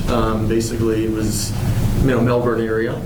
And one of the coaches said, "We're Celebration, never seen Celebration." You know what he said to me? He said, "You're having a school issue." And this is a coach from Melbourne. You're having a school issue. I heard about Celebration. I saw it on TV, whatever it was. This is what the coach said. Didn't say anything positive about Celebration. Didn't say anything about the legacy of Disney. And that's what they said to me. So I think that, to your point, is we need to make sure we find the solution that works for the residents, because we may not feel like this is a negative or so bad or that kind of thing, but at the end of the day, you missed a lot of that because I left before you ever got to our meeting. But the reaction from the residents and what's happening on the front porch and what's happening on Facebook pages that people are reading from everywhere. I'm looking at the not just Facebook page that the one that I guess is called the Back Porch and other places, and people from everywhere. So this gentleman is a coach from Melbourne. That's what he said. So it's not just people in Celebration reacting. So he's hearing it. So it's not good for us, and it's not good for retail sales too. So one other point too. I agree. We need to make it right for the residents, but that is not the only priority, because we do have to make it right with the county. Because the reality is that if we don't make it right for the county, we don't make it right for us. Right. I mean, we can take a serious hit. Okay. The other question is, and I mentioned it before, it seems like the county's focus is on capacity. It's not on anything else. It's on capacity. Right. So, and I know we've gone back and forth on it, but if we can provide capacity at schools that have capacity issues, such as Reedy Creek or Westside, we take out Celebration. K-8 stays the same, right? And we're done. Yeah. And as we talked Friday night, I mean, we're doing our due diligence on that as well to see if there is expansion room at their other facilities. And I'm not against what Tom is saying, if there's another school possible to go ahead and build on the boulevard, but my concern too with building another school is, listen to certain board members talk, and they talk about regional schools. They're pulling people from everywhere. And it's not to say these kids aren't great kids. They're all great kids. They all want to learn. That's one thing I've definitely seen. Right. But it starts impacting how people are being bussed in and out. One of the things that came up too, and I think it is another focus from a different angle, busing not from Celebration, but busing from other schools. These other schools it's 30, 45-minute rides in the morning and afterwards coming in, or longer. Right, and they can't participate. They can't participate, they can't sleep. It's not fair to them. No. So that is, I think, another impact besides safety, that's a serious impact to education for kids that could be impacted by anything we do here. There's a really unfortunate social impact on the kids. We've run into it at the K-8 with classrooms that are 70 or 80% residents, and there's resident-only events in town where you end up having 3 or 4 kids who are excluded. The daddy-daughter dance is a huge town phenomena. Everyone with daughters goes to it, and there's classrooms with 15 or 14 kids, half of them girls, who can go, and 1 or 2 that are left out. It's really, I mean, that's a tough thing for a 4th grader or 3rd grader, and that's just going to continue. We bring in another school down there. It's going to be more division along those lines, and then that puts Crow in the unfortunate position of having to either say, this is a resident, lock it down even more. These are resident-only events. We won't be able to accommodate another 500 kids at any Crow event. We have to start checking IDs more closely again. I mean, no one wants to go down that road. I would just want to say a little bit about the background to the school issue, because the K-8 model in Osceola, with the Osceola School Board, is the preferred model of education in Florida right now. It is the fashionable model. It is the one that's been proven across the country to work in various places. Lots of, particularly middle school students, 6th, 7th, 8th graders have been shown to do better academically when they are grouped with younger groups of children. And obviously, the K-8 that we have right now is a great school. We love it. We don't really want it to change that much. So we have that consideration as a background. Certainly, the school board have read a study produced by a Harvard group in 2011 that are saying this is the model we should be having. Then we have a series of factors associated with middle schools, which have recently garnered more or less successful results, shall we say. They've fallen out of favour somewhat. Middle schools, particularly in urban areas, are perceived now as not as successful. However, middle schools in areas that have fairly high SES, student economic backgrounds, strong neighbourhood supports in non-urban areas can do well and do well. And then we have a high school which could do with more support. So these are the background to all of these issues, but we have an opportunity, it seems to me here, to find a solution for our town and possibly for the county too, where we could really do something good. And talk to them about different kinds of models, talk to them about different kinds of transitions and different ways to limit our children's transitions from one school to another. And that, I think, is the key point we just said, trying to find a solution for the county, because that was repeated several times by those board members. Now, I'm not saying we have to solve every county problem, but it has to have an impact in the county, somewhere in the county. One interesting thing is that OXA, the school's, the sort of #1 school in Osceola County, 19th in Florida right now, it runs on a grade 6 through 12 model. And when I talked to one of the school board members, Mr. Soto, he told me that OXA is a special case and Celebration K-8 is not a special school. It is not a special case. But when we look at our demographics at this school, when we look at the fact that nearly 40% of our 7th and 8th graders are taking high school credit classes, then we do have a case to say there's something different about the way this school is performing, and we might need some particular special accommodations or some different grade configuration that might work better for the placing that we have here. There is widespread support for a 7 through 12 high school. That's one other possibility besides a standalone middle school. Right. And that is one of the options that I forgot to mention. We did talk about that. And the issue there was without an expansion, the displaced children, displaced high school students, there was no room to expand outside. How many students? Hi, my name is Laura Deja at 1021 Banksboro Street. How many students are being bused into the high school, Celebration High School? 27 buses. How many students? About 2,000. I think it's about, isn't it about 2,000? Yeah. Doesn't that solve our problem? If village opens, where do we Okay, have so all this- what would that make us, 2,500 in the We did school? talk to them about, because the agreement So does maybe contemplate 1,800. moving 8th grade or possibly 7th and 8th grade to the high school, but what the school district was saying, in addition to what you were saying, that they don't favor that model except for special cases, is that they don't, the children that would be displaced from that rebalancing, they don't have any place to expand right now. So that's where you come in. well, that's where and that's what I said earlier, we're looking at options outside of Celebration to see if that truly is the case, that they are landlocked, similar to Celebration, at their existing high school. Yeah, and that was the thing they brought up at the workshop, that additional piece of land they're looking for way outside Celebration. Some of the kids from Celebration High School, that would be an option as that area grows. But they're looking at buying the land, they have no money to build the buildings. Right. But it's also timing, because if I'm not mistaken, the new high school on the other side of the county is to come online for the fall of 2017. 2 years.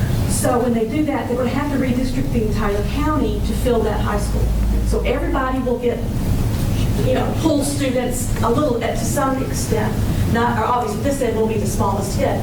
But if a big school like Point Siena gets pulled, then that would free up seats for those displaced students. So if we're talking about displacing students, not until 2017, when Island Village will be more coming up out of the ground, then it's just a timing issue. It can all happen in unison. Just I think this is really heading in a good direction, but we were way out into speculation. Yes. This would be way better served with the right people from the district here to talk all that through. They truly are the experts, and they do need to be part of this, because I can't.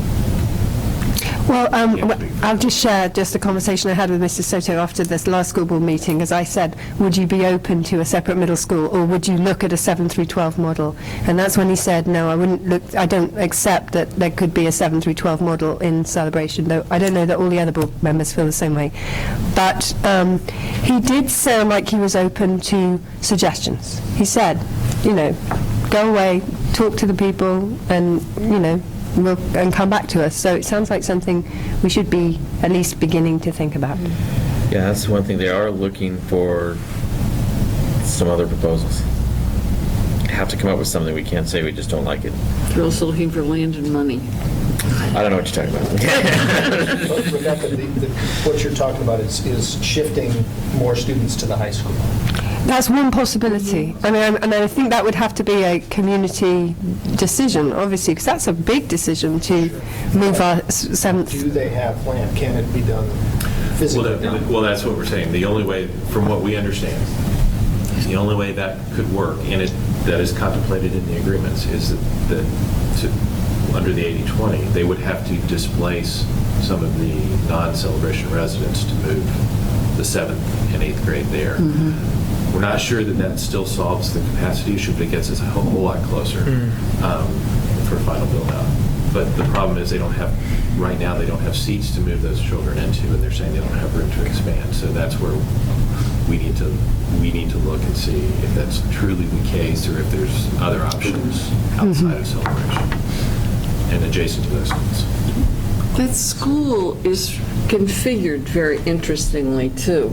I mean, there's a lot of, I come from Colorado, we would consider it totally wasted space. Some of those schools very strangely. Yeah, There were multiple buildings scattered around. Exactly. So the fact that they say there's no space, there is space. It's just you have to reconfigure how that high school is. I'm always amazed when I go there. It's like...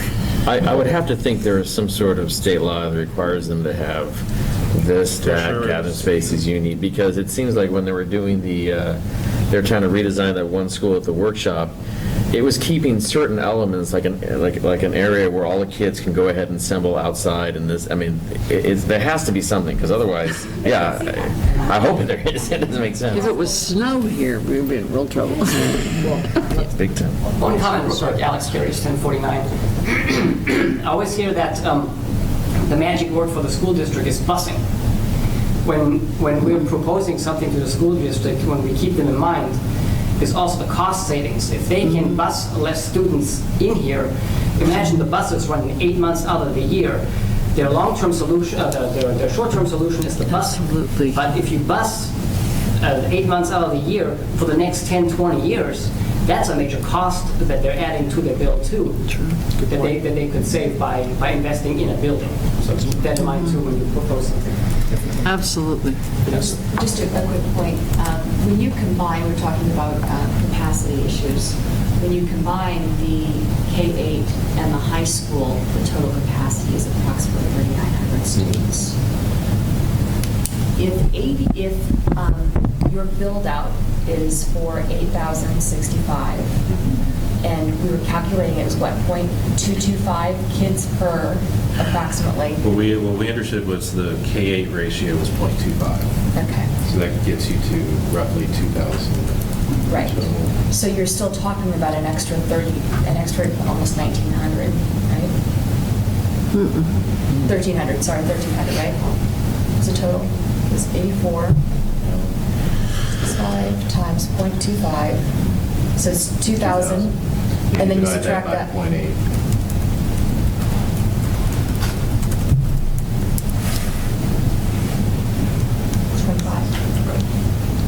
So they've got 1,500 seats for total build out with the 80, and granted, that's with the 80/20, and that includes class size adjustment.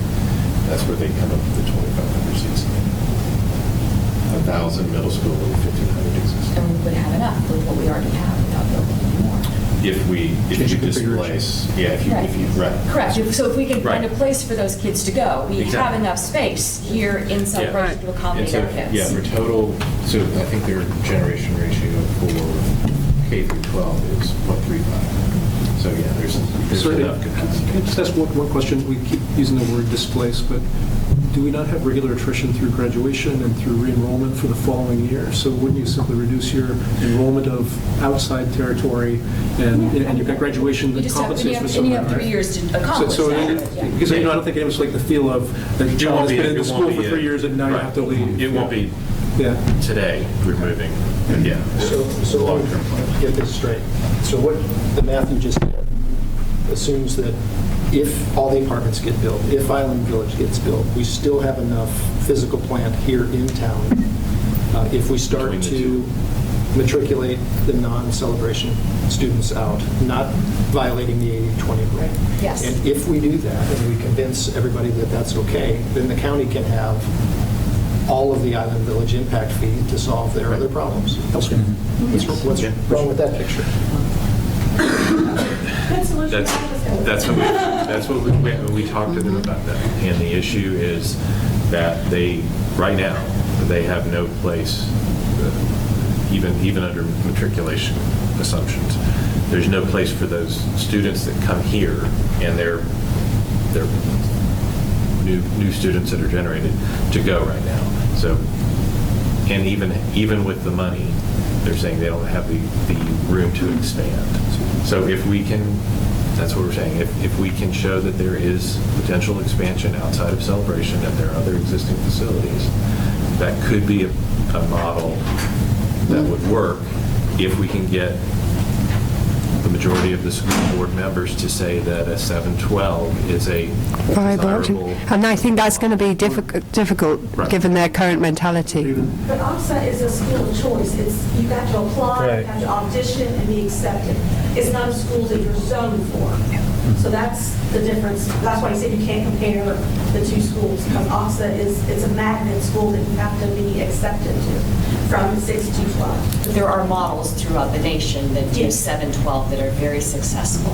I think, I mean, that would be just cautious of, that's the second big change we'd be asking Celebration to undertake. The first one was abandoning the K-12 model. This would be abandoning the K-8 model for a modified. I would just be skeptical, or not skeptical, I would just say we would need to, maybe there's a lot of agreement on this group, or maybe there's not, but that would be something we'd really need to consider and bring, I mean, It is a big move. that would be a big move there. I mean, it's not a slam dunk that the community is going to be on board with that. And it also brings up, to your point, was that there would now, the high school is far enough away that there would be middle school busing within town in that model. So for example, North Village would have to be bused well, maybe not North Village. Artisan Park would have to be probably bused to the middle school. Buses that go to North, Right. it drops off at We already do, yeah. It goes to I mean, we have buses that stay from the high school. Right, and stay inside.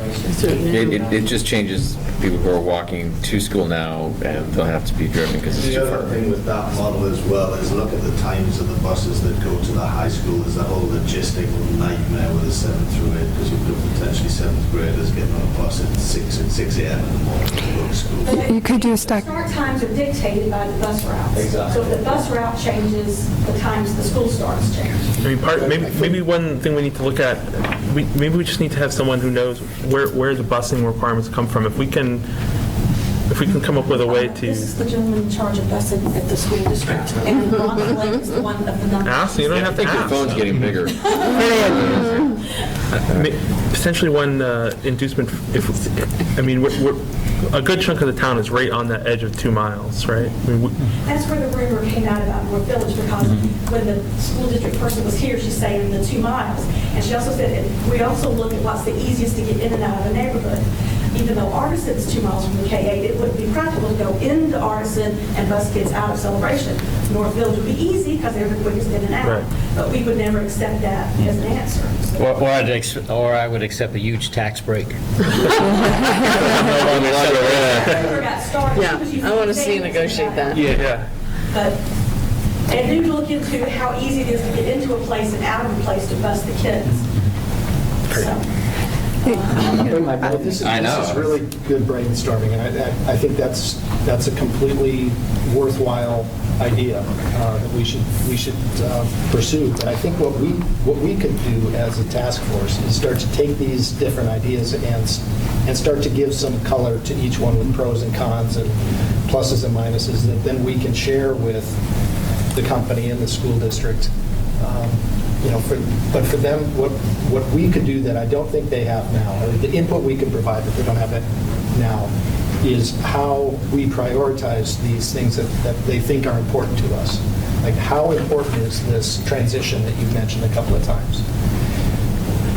And that might be something that we want to not necessarily vote on, but start to articulate. And then, at the top of the list is we don't want our kids bussed out, right? Top of my list is I don't want this campus expanded. I want these fields preserved. I don't want a safety problem downtown. And if we can start making that list and then assign them to each of the alternatives, I think that could be helpful for these guys, because clearly you're still investigating alternatives. You're still talking directly to the school board. Some input from us that I don't think we're going to solve. We'll never know enough to solve their problem, but we can help them with prioritization. Can I bring up just 2 quick points? At the microphone. The expansion of K-8, the one thing that never really came out was the other additional facilities. The cafeteria right now, they're maxed out at the cafeteria. It can't hold, they feed. Kindergarten lunch, starts at lunch, 10:30. Till 1:30 in the afternoon. And so that would have to be a part of that discussion. And as well as, also as our boys are in the high school now, I can tell you that going from the K-8 to the high school, that first progress report you get after 4.5 weeks, everybody's grades are in the toilet. Everybody freaks out. The parents just, what happened? Because IB kids, it doesn't matter.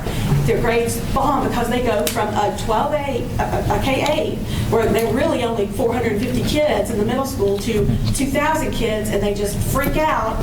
And it takes really half the year to just learn to be a high school student. And so the grades that first year are rough.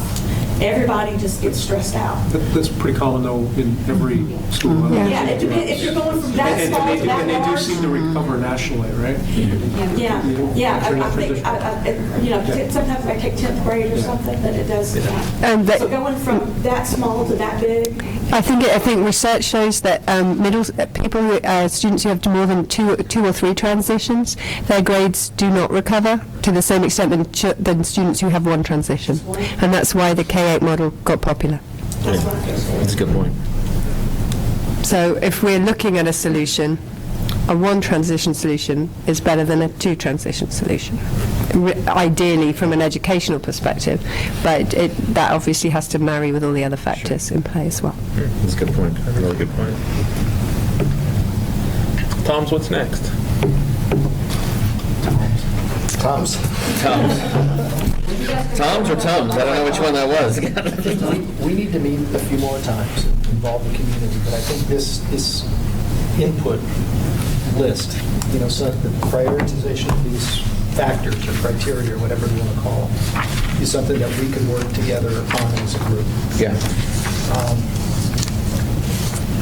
I think we need to keep connected to the community, because my priorities might not be the same as Bill's or Rebecca's. So we need to have some consensus so that we don't end up right back here again with a plan that everybody's going to hate. Right.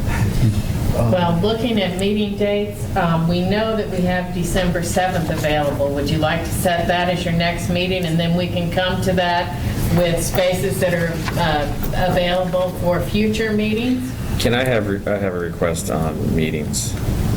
I love Christmas music, but we need to have a meeting room that's quiet. I agree. So whether it's Heritage Hall or somewhere else, it's just really hard to. Susan, my vision of this town hall is that a lot of people are going to turn up. And I don't think It doesn't need to be a town hall. We're not really ready. It can be y'all's meeting. I mean, when it eventually happens. Right. Yeah. We might have to have it at the Church. We would get the church. Right. It's true. So let's not have availability. If only there was a global hospitality company just moments away. I don't think we intended for town hall to be until after we came up. If you'd be willing to accept, we would try to work it out. That's what we talked about. We got to wait till we got something. Otherwise, we're sitting up here looking pretty, and we're like, we got nothing. We also need to have the school board here, somebody from the school board to answer a lot of these questions, don't you think? I just jotted some things down. I don't have all the brains everybody else here has, so I'm just going to throw them out. Something may stick. Schwartz, 1200 Celebration Avenue. Did TCC ever think of, it seems to me there's too many kids. How about if we have less kids? Did they ever think of 55 and over? Some kind of vacation? That word, a vacation community? Just not residential. Well, it was a hotel at one time. There was a Well, that's what I'm saying. What if we... There is 55 and over currently we've sold. It hasn't been built. Right. Boulevard somewhere? Yeah. And sure, yeah, we'd entertain it, but that's not what the market is. Well, that's why I had to ask that, just to see if... Will that Island Village become Park Grove? Yes. So it'll be under our guidance. Did anybody think of, it seems like we're going to have to build this out some way. What about this building we're in now? Does that make any sense for us to take this in the short run? I'm thinking of a two-tier plan. 3 years, we need 300 kids in this building. Year 8, we build something else. And then the question is, okay, where do we go? Your house. I'll tell you where Oh, sorry. we're gonna go. With your help, talked about being with your in there, help, we're going to Yeah. turn the movie theater into our town hall. We're going to put pressure on those guys you sold it downtown to. I think we're way out in the weeds. And what about Stetson? I don't know who owns it. It's a building. You can put kids in there. So this tiny. So there's a the school district had actually approached Crow about buying this at one point. Back when Buying this it was, back. when we were first talking about doing the joint CDD PROA building out on. This used to be a school. It did. So yeah, it could very well be. And it's on the property. And they're going. That gives you 3 translations. Yes. But remember, A school within the additional school. kids here It's mean not the same thing additional. as changing. That's what we're trying to get away from. Kindergarten first grade. Kindergarten first grade. Yeah, wait. Yeah, I mean, you could definitely do that. So what we've done is, if we do turn this into a school, we still have the traffic issues, we still have the safety issues, we still have, I think you're going to have that anyway, it sounds like. well, not to that impact. I think that's a 1,000 kid impact. Well, not So, all the time, 1,000 kids. We're talking 303. Sure. I think the key thing here is the company did estimate the number of kids that we were going to have in this community. The problem is they're bringing more kids in than was anticipated. Right. We have capacity for the children. The plan has to be for us to come up with a way to work with the county, exactly. not necessarily to add schools here. There's plenty of capacity. Yeah, that really is the key. I think, again, the county kept saying that over and over again. I mean, the county aren't thinking about Island Village. The county aren't worried about Island Village. They're worried about Reedy Creek and Westside K8. Yeah, That's right. what's in their mind. They're worried about Island Village too. It's more kids that they have to. Sure, but I think they're going to have a million developments that happen in other areas in the county before that gets off. Yeah, it's one of many. Yeah. Who has the knowledge to be able to come up with alternatives to suggest to the board in terms of here are other places that we could consider? Because otherwise it feels a little bit like, you know, a dumb proposal, you know, as long as it's not here, but here's a good spot. You know, how do we know how to do that intelligently? I think as a group, and that group has to include the school district staff, and I think we can all do our due diligence, but at the end of the day, they're the responsible party and the expert in this, that we can come up with alternatives that make sense. We have attempted to do that over the past period of time. We thought we had a broad base of community input. We thought we understood what the community was looking for. We knew that the expansion of the downtown school was not going to be a popular decision amongst all, but the alternatives that we had looked at didn't seem any more favorable, and keeping the K-8 together in a downtown location seemed to be the best solution. So now that we have an avenue to have input, and the school district has avenue to have input from the broader community, I think as a group you can organize to provide a recommendation that makes sense. We'll do our best. Okay. We don't have land. We don't have money. We don't have any control of this situation. We can give you ideas. We can help prioritize. We can help organize our thoughts. We can give you the closest thing that we can possibly do to a consensus. And we can lobby. I mean, there's a lot we can do, and we will. But hopefully the company and the school board, and maybe even the county, comes with the same approach. And we need more ideas. Did anybody from the school board or did anybody talk to local residents before this happened? To me, the shocking thing is about how fast it is. You know, people saying... We had had some meetings with some community leaders. Oh, really? We had not had a broad-based outreach. Our plan was to have that, but Can I ask who? I'm sorry to interrupt. some of the CROA members. I was involved in a couple of meetings, so was Debbie at that But it time. was- Basically, the concerns that we had addressed was the amount of traffic that would be coming downtown. The core facilities. The core facilities, we just didn't have the infrastructure for the core facilities in the downtown area. We also addressed the concern of busing people in. It was going to further decrease the Celebration resident ratio beyond where it was already at. We also addressed we addressed a couple of different options with regards to just keeping it with the two facilities and not expanding, and keeping in the different models at that time, including doing a STEM at the high school, making it a 7-12 STEM, because right now at the K-8, we have a tremendous STEM program that goes, started off as a K-5, and then they've built it to a 6 to 8.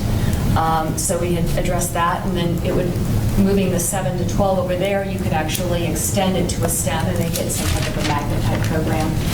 So those were some of the different options that we had addressed. At no time did we, and I think that it was a surprise to you, the conversation of having over 700 kids bussed into Celebration was never. As a permanent. Yeah, and even in the meetings that I was at the school with the school, because we met over at the K-8 too, and incorporated Mr. Malone and the assistant principals for both the elementary school and the high school, or middle school, excuse me. Despite the fact that we repeatedly said, how many kids are we talking about? 700 kids was not something that it was ever discussed as bringing in. Can I just say that I think it goes back to the numbers. The problem is, you're right, we've got to find a solution for the school district. So we need to know what those overcrowding numbers are in Reedy Creek and West Side if we can develop a plan that works for everybody. Because we don't need that many extra stations here. They need them in other locations. If we can work out a plan and get those numbers and what they need in those two schools, it fits the whole local school and saves on busing and everything else. So to me, that's the key. It's the numbers and making those work, not just for here. And also the numbers of students that are currently in the high school that would be, displaced. At home, I know I've got the printout of the, from the A data of that last pro workshop where she was talking about the 5-year build out of the high schools. That's I've got that one, but she sent the numbers broken down our two schools exactly. But we need to take the west side of the field that they need to solve for, so we need to know what those numbers are For K-8. For K-8 it is, but we also need to know too, when we're discussing our options, how much are actually going to be displaced at the high school, and where would they be, where are they closer to? Are they closer to Point Siena, are they closer to West Side, or where would that be? But that is doing anything at the high school, rebalancing the high school is not something we have to worry that we have to solve between now and June. That's correct. That's right. I think On the board, what do we do next? I hope we can keep that in mind. We may be able to keep what we need to digest right now very small. And the school board has given some parameters in their discussion. Remember, they talked about, student stations. That was number one. In terms of what you're stating, that was never part of the discussion. So they want ideas, but there was very specific things in what they were looking for, and that was it. I think we really just need to focus on simple stuff right here. Todd, you know these folks on the school board staff, you've been working with them. How in love are they with the current plan? Will they respond to another idea? That's a good question. How entrenched are they? At the end of the day, they report to the board. And I think the board gave a pretty clear direction. They do seem to be, I would say, in love with it, but they do see significant benefit in this plan, in that it provides additional capacity, even on an interim basis for them, from a county-wide standpoint. So, but which can't happen without your support. We can't. Yeah. But if we, So I've got no deadline tonight, but everybody's fading. Right. We need to talk about our next meetings. We need to get out our calendars. But before we do that, you're all here because you care. Anybody want to say anything else before we get to business? Please, Mike. Come on up, please. For the people at home. It's exercise. It's exercise. This is how you become a celebrity, you know that, right?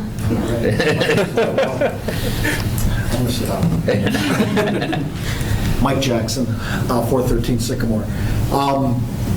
I just want the group to learn something from this, because I think we've all been surprised and disappointed by the way this came on all at once. And it was one-dimensional, it was one-sided, and it was sprung on people. That's right. No offense intended here, but you talked to some people, but I don't think you talked to all the people you needed to, and probably not the right people. But that aside, so let's learn from that as a group and how you reach consensus with people. And getting with the school administration earlier is much better than bringing something on later. Taking something together, putting it together in this group, and then throwing it over the wall to see how they like it. The probability of success is about a -2. I agree.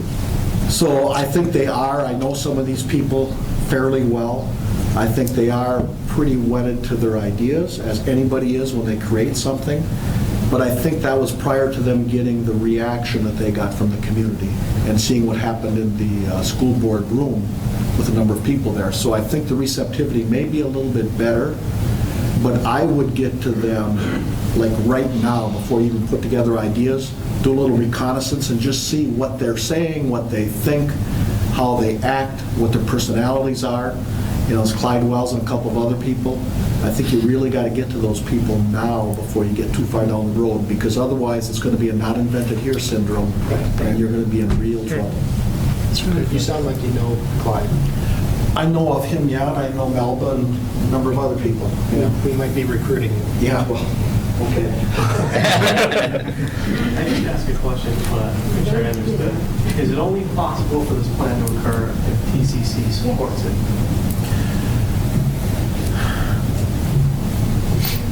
I'm trying to think. I mean, they're completely We correct. have, right now, yes, because we have the land and the money. Let them answer. So, I think we're not going to have to give them land. no. No, but the alternative would be that they would have come to the decision if they were going to displace high school seats, then they would have been forced to consider busing.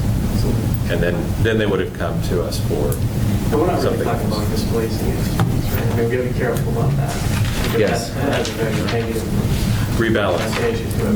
We're Rebalance. basically not, the ninth graders that would normally be coming in will be redistributed down the street. We're not displacing anyone. We're keeping them local, local schools. Well, our students, but what they're saying is they have a lot more outside students that they have to find out who are. Yeah, and they're equally concerned about that. Right, and There's that's no not favorites. displacing those students, that's just redistributing them. And we're going to have to give them a plan on how to do that. Yeah, right, redistricting. Well, the But- goal, though, would be to not have them have to drive for 45 minutes to the school, too. Admittedly, I think it's, but this is only possible if you're on board with it. That's right.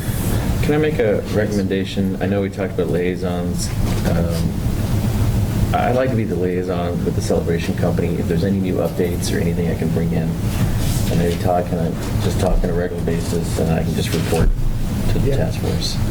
I don't think we need to make that official, but please do that. I mean, so is the and I'm fine with whatever, I just want to understand the expectations of TCC. I presume that you... Return our calls would be... I usually do. I haven't. Let's just Do you start want me to be at these meetings on a regular basis? I mean, I'm fine to do whatever. Absolutely. I also know that you may want to have discussions without us in the room, and so, but whatever works. No, I think whatever we works is want fine. transparency. Yeah. I think the reality is, I think the reality is, if we're going to go to the school board, or meet different folks at these meetings or develop a plan, with you not there, we've got, Sure. we have maybe a little less strength in that. I just want to make sure I understand what the expectation is. Okay. You are gravitas. The more you can meet with us, the better our plan will To be. the extent I can make my schedule work, I will. Sure. So, Mr. Moore? You asked if there was a question. Yeah, so I wanted to make a statement. First, I think this plan does not work, obviously, without TCC's involvement, the plan that they proposed. So we talked about 45 minutes of busing and everything else and traffic study. The county has a solution that was presented to them. They like the solution that was presented to them. So they're going to find a way, traffic study, whatever it is, busing. It works for them. It doesn't work for us. It works for the county as a whole. We have to remember that. And so I think that it's very, very important to get Todd and TCC involved in our process every single meeting, because we need to find a solution that works for TCC and the Celebration Residential Owners Association. And it might not work so well with the county the way they want, but we need to help them find a solution. And I think that's what it is. It's trying to help them find a solution that may be out of Celebration. Because at the end of the day, they're fine with the solution that they proposed. Yeah. It solves a problem outside. It doesn't help us. Because we started from a school from the very beginning being different, a walking school, then now we have a high school, and then we don't want to get away too far away from the original plan of Celebration. And this starts to do that kind of stuff. And it starts to create traffic and everything else. So I think working with the Celebration company, vital in every part. And I have to remember that we've handed, already the county has a proposal that they like. We need to come up with now a solution that they can agree with, even if they don't love it as much. but we need to kind of help them along. I couldn't agree more. It's better if they like an alternative. Right. But if they can't be convinced, we need to bring in the fire chief. The big gun. Well, I mean, you don't start negotiations with threats, but it doesn't just work, it doesn't just not work for us because we're snobs. Right. It doesn't work, period. Right. And they need to understand that, and we need to convince them of why that is. And it may be this task force asks the Curl Board to finance our own study, because at the end of the day, there's a study by TCC and there's a study by the county, but we might want one that points out those things that you're talking about. And I think that if you ask the Curl Board to do that, we might want to, there might be something we'd approve the money for that. Just one conversation that Todd and I did have was because, especially in relationship to the traffic study and the concerns that it doesn't take in emergency services. We had discussed a little bit of that as to how can we incorporate so that your traffic study does actually include that. Yeah, and we are going to consider that. It is transportation studies, as Tom pointed out, or another version of fuzzy math. But we have a duty as TCC and Disney to make sure that what's being proposed makes sense and that we can stand behind. So that's what we're doing. We've recommended, at the very least, you hire an engineer or a planner to review either or both of those studies at frequent times. And then we also talked about bringing in an education consultant. We're pursuing that. Waiting to hear back from Mike McDeasy, who I think was involved in the original planning. So if he's willing to come out of retirement, we'd be more than happy to have him participate. If it's, the question was, if we fund his time, is that acceptable to this task force? Just, or do you want to handle that differently? So we're maybe willing. this will be our first vote. We'll see. Well, let's have a little discussion about that. Can we get some Start to give you background? some feedback. I know Mike. He used to work for the Celebration Company. He was our manager of education, I think. After that, he went to work for Stetson and was the director of the Stetson here for a while. His name's on the K-8 building. I don't know what he's doing now. I haven't spoken to him for a few years, but it feels... As I understand, I think he's retired. He and his wife are on vacation. Kimberly Locker was reaching out to him for me. Terrific. So, do you know him? No, I don't. But he was here when we were at K-12, when the school was built, right? Yeah. And he was involved conceptually in the design of the original school, which was a school for the town. He wasn't here at the very beginning. Terry Wick, who's in town now, was. I don't think she's an educational consultant, but she lives here. I hope she's going to turn up at some of these meetings. I can reach out to her. What are we hoping to gain? What are you hoping to gain from bringing this person into the discussion? A third-party position on educational philosophy and the educational fundamentals. So the question of is a 712 truly a non-starter as far as a developmental option? I mean, there's 5 people you need to convince, and none of them are in this room. So, true. Three of them. You're 3 out of 5 people you need to convince. But having facts and research behind your proposal helps. Yeah, I mean. So I think it does add weight for whatever proposals we come up with to have some of that background. I do want to make sure we're very careful because we're not teaching the Osceola County School Board how to go ahead and teach, but we want to go ahead and have some, industry standards, just a few points, right. But we don't want to go ahead and say, hey, we know more than you do about education. Definitely don't want to go there. There's another concern I would have, which is, I presume I don't know this person. I was in 4th grade when this person was designing the school. But we have no idea what this person's going to say. This person might look at the plan and say the middle school expansion is the best option for the town. and then we are in the position of burying a report that we ourselves commissioned. So I don't know what it's going to do to convince the board, the school board, the 3 out of 5 votes that we need to do anything that we want them to do, which they do not presently want to do. But it's also a risk, which is we have no idea what this person's going to say. They might they might tell you the best thing to do is send the kindergartners somewhere else. They might say something we don't want as a town. So presumably they'll agree that Celebration is doing it right now, but we don't know that for sure. The same with traffic study. That's true. We can come up with nothing. I think it's like throwing something to a drowning man. It's kind of a last effort. I think we need something. There's not if it comes down to the traffic study, I don't feel really strong. I don't feel really strong. The school board's not doing anything if TD doesn't give them money to build it. That's right. It's simple. That is, I see the solution sitting before me. This is our. Well, they would put, Until June 16th. And that's, I think the school board didn't do anything about it. Based on our understanding of the agreement, and I'll just go back and reread it based on Tom's suggestion, that they could put portables in. I read it and I'm with Tom. Strictly for the convenience of locating students instantly. I think that's what we need to find out. So it's still traffic, so it's academic, whether it's a portable or it's a permanent building, it's still the same number. But the difference is they could do that on their own without your input. Our option is to, Putting portables is very expensive because they rent them and they don't buy them, and you're talking about the cost of $800,000 to $900,000 a year to have a portable at the school. Wow. So task force. Because they have to be hurricane rated, just so you realize. So they have to be tied down, they have canopies, there's all kinds of things. So they're more than portable. You've noticed by now, after a couple hours, that I'm not a heavy-handed chairman when it comes to protocol. Would you like me to be more?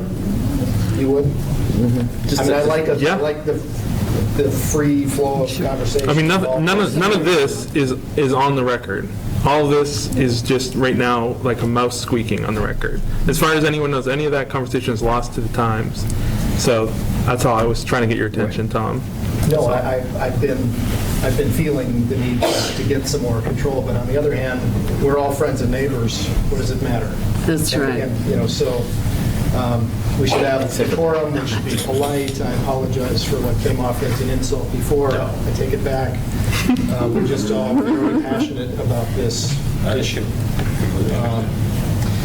So we need. I wanted to. I'm sorry to interrupt you, Tom. I just ruined what I asked you to do. I'm a gigantic hypocrite, and now you know the secret. But I think Cookie was getting towards that. I'm not 100% clear that the proposal that the school board has is a live proposal or a corpse of a proposal right now. So can you answer that question for me? Is that something that your understanding is they could agree to, and then you would feel obligated to follow through with it? no, we still have to negotiate an agreement. Okay. So proposal, there's no language. Contract, an amendment to the existing contract.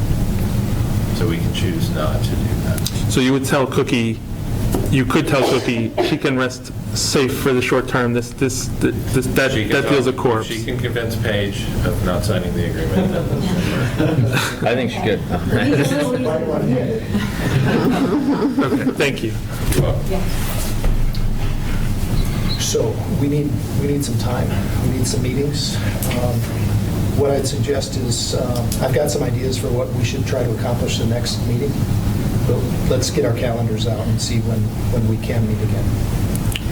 We have space available on December 7th, and I will say that with the holiday season that our space is limited. So, here or Heritage Hall, we run about at capacity. So we had done the research to see what was available in the next couple of weeks for us. Tom, I feel like we might need to get together as a task force again once more before we bring in anyone from the school board. I agree. Yes. So if the 7th is open, maybe we could shoot to try to have a larger audience, and maybe we can try to find any place if it's any place with a video camera, I suppose, to get the task force and any interested parties together before that date. Yeah, I sure don't want to wait 2 weeks for our next meeting. I mean, we could do November 30th, but not all the staff will be able to be here as well. Stacy has a question. I mean, For parental input, there is a PTA General Assembly meeting that night. I'm aware. 6 p.m. instead of What time is it? 6 p.m. You know, I'm surprised there's not more people here tonight, so I'm pretty sure this is what it's going to be like. I would expect this would be packed. The kids are out of school and people left. Right. So I got to work so quickly this morning. That was kind of nice, huh? Like Walking Dead out there. Do we as a task force? That's an idea, a library. Yeah. So we have, To the first to the second, the library. You can get Artisan, right? The Crow board requested it be recorded. We'll find space for you, I'm sure. That's the least important. Pick a date. So next Monday. I don't know if we can or not, but I can certainly look into it. And there is the library. Community room. So there's some options, and there's the church. Looking into Artisan. Dining room if necessary. We're not allowed in. Oh, see? It's getting rough now. I'm sorry, Cookie, did you say something about the Artisan Club? I think we're not allowed in. I can get you in. You just got to know somebody. Hey, Cookie, bring your ID this time. Yeah. Okay, so is Monday not a good, the 30th was there a conflict? Is the PTA meeting. How about Oh, the first. a week from today? Or a week from tomorrow? Tuesday, the December 1st? Yeah. I'm at the feeling, because I guess, Tom, you and I served on task force before. We had a deadline, but it took, it went on forever, but we really have a deadline this time. How often do we want to meet? Well, there's something to momentum, just getting in and getting this thing done. I hate to say it, and I really hate to say it, my wife's going to hate me, but I really think like on a weekly basis until we get some momentum going, then we can adjust, because the problem is that December is only almost half a month, okay? And then we have January. That's right. And we've got to have something to, at that point, have met with people and have something semi-concrete. Next week, Monday or Tuesday? I vote Monday. Monday? Monday would be preferable. But If it's Tuesday, I can I may not be here, but depends on the plane. If you do it Tuesday, he'll send Paige. You can be that. Say one thing to remember, on the workshop, Tom will remember Be this. nice, be nice. They got approval for the traffic study, Yes. and they said delivery of that was going to be January. Yes. So whatever date the school board meeting is in January, that's almost, I don't say it's a drop dead date, but certainly staff is going to present that traffic study and start to look to firm this thing up. So you've got to have something. I agree. January 5th and January 19th, those are the school board next meeting dates. January 5th. January 5th and January 19th. But those are school board dates, they're not the workshop dates, those not even been set, Workshops, correct? yeah. They haven't announced any workshops, but didn't they mention a February new facilities workshop? Then they asked Clyde to Pencil it in. I don't think they need a workshop for that. They don't. No, No, they don't. They can do it, but I think that what was said during that was to do it during the January workshop, but there is none scheduled. So to your point, I would try to make sure that you're done at the beginning of January in case they end up having it at that board meeting and an agenda item that they can vote on.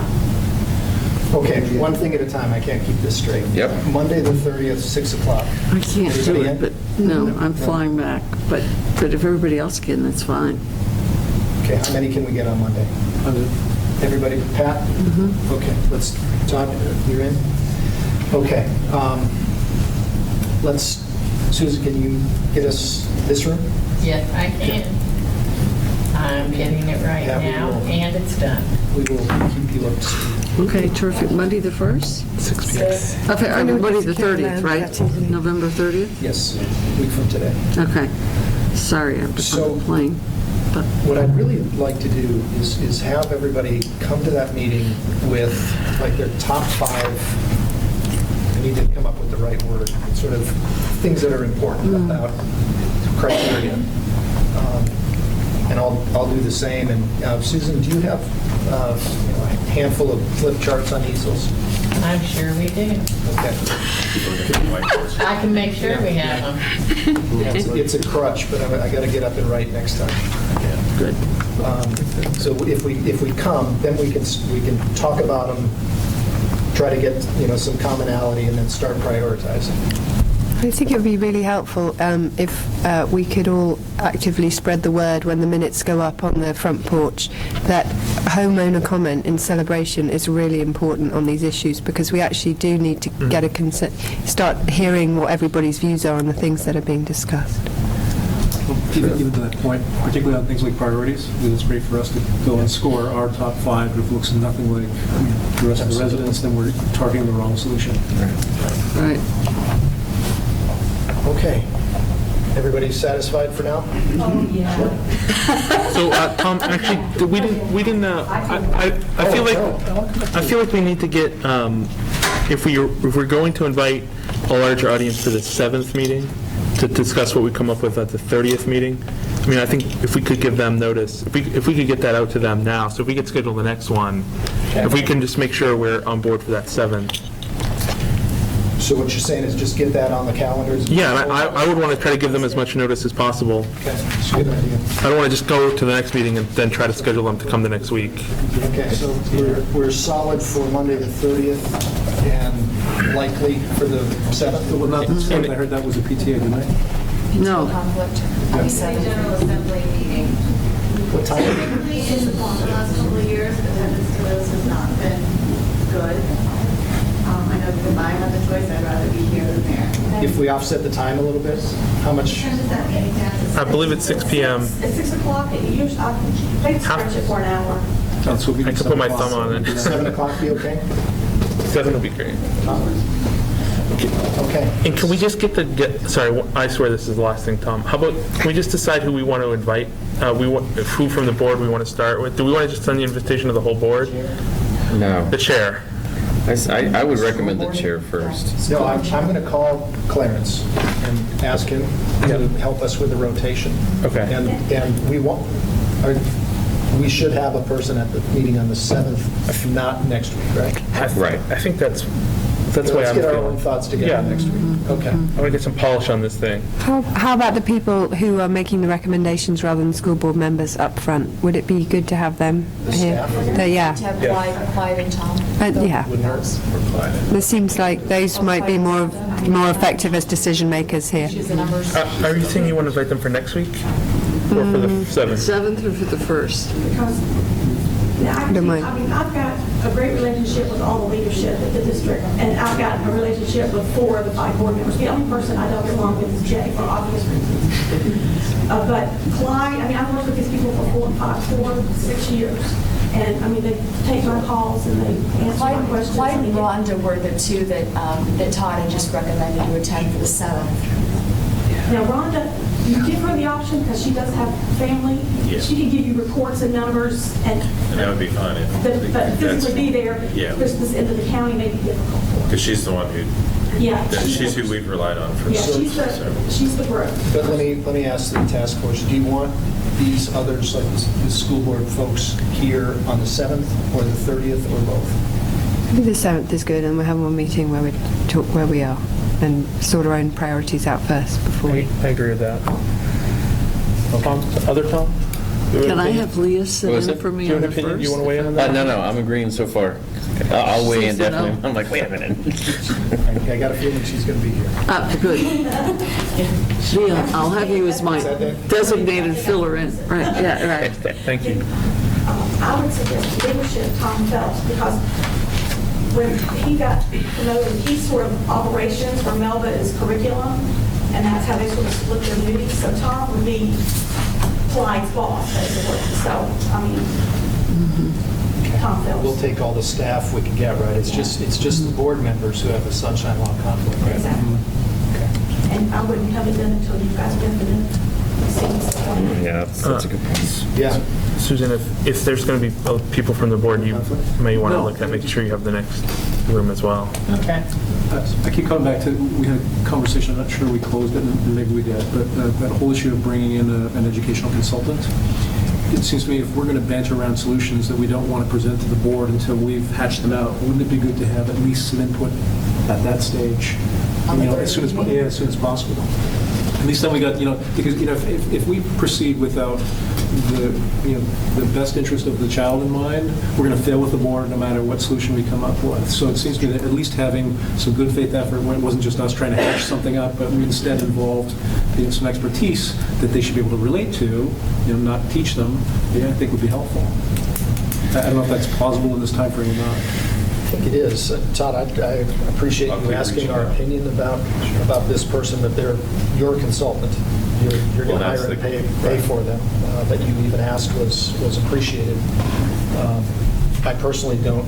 It's not my area of expertise, so I couldn't give you any feedback other than I know Mike.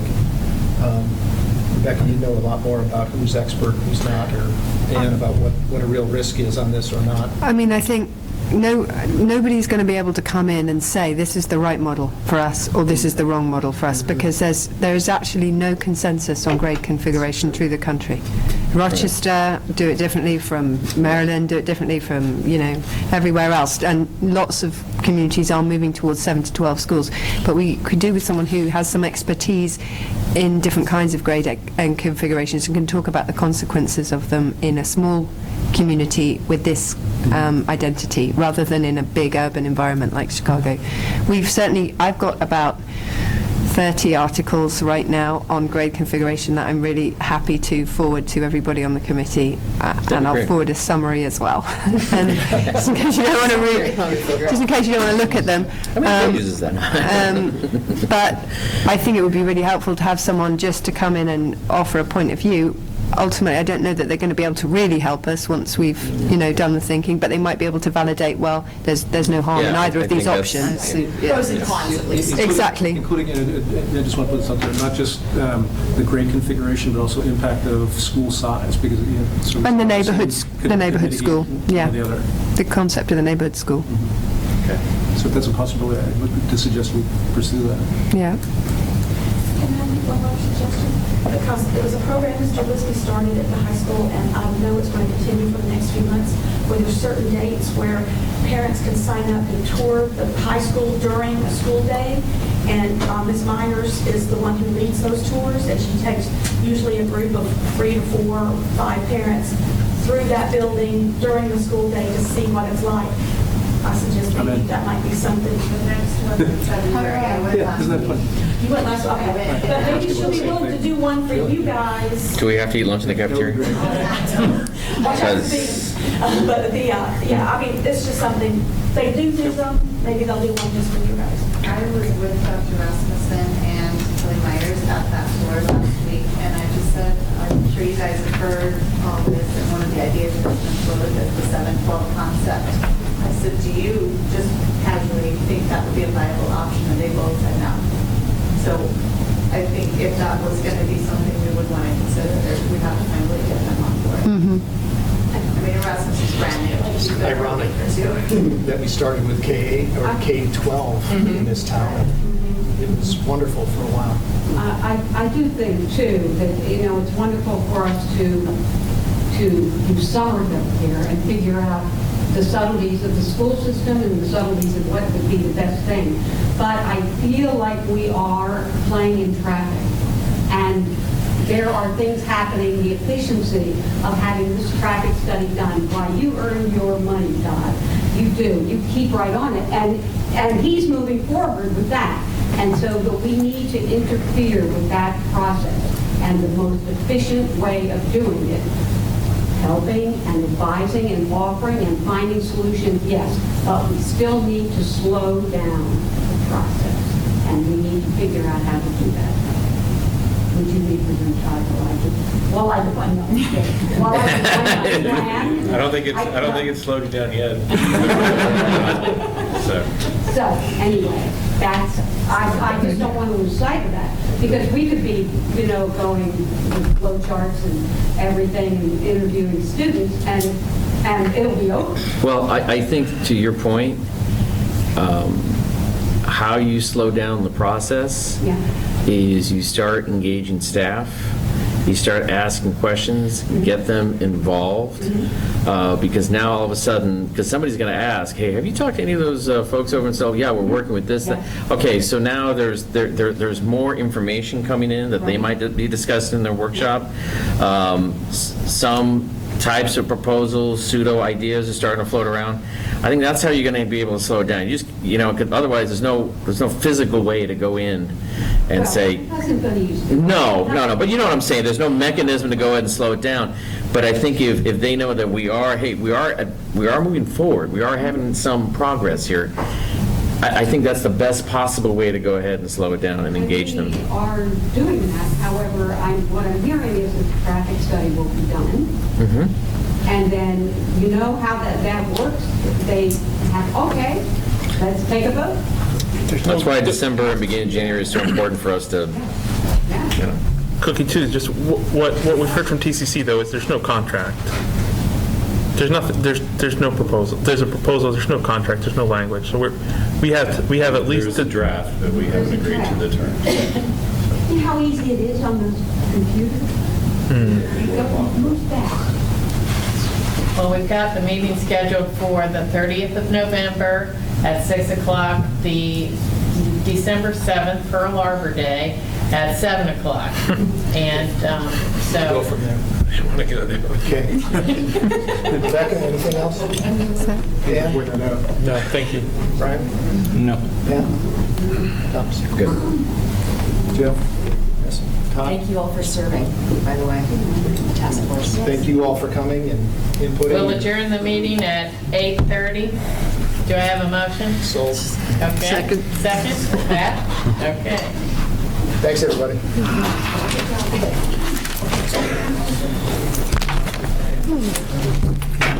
Do you go back to Jen? No, I don't. No, I don't at all. But I do that too because in other institutions, your students all face French. So what I know about No, I don't. It's I would.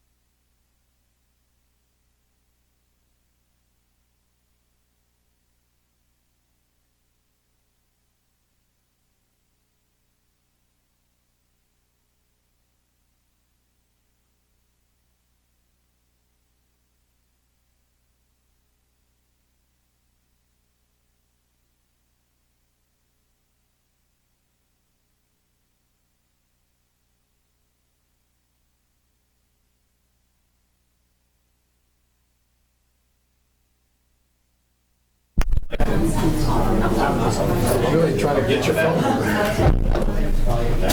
Thank you.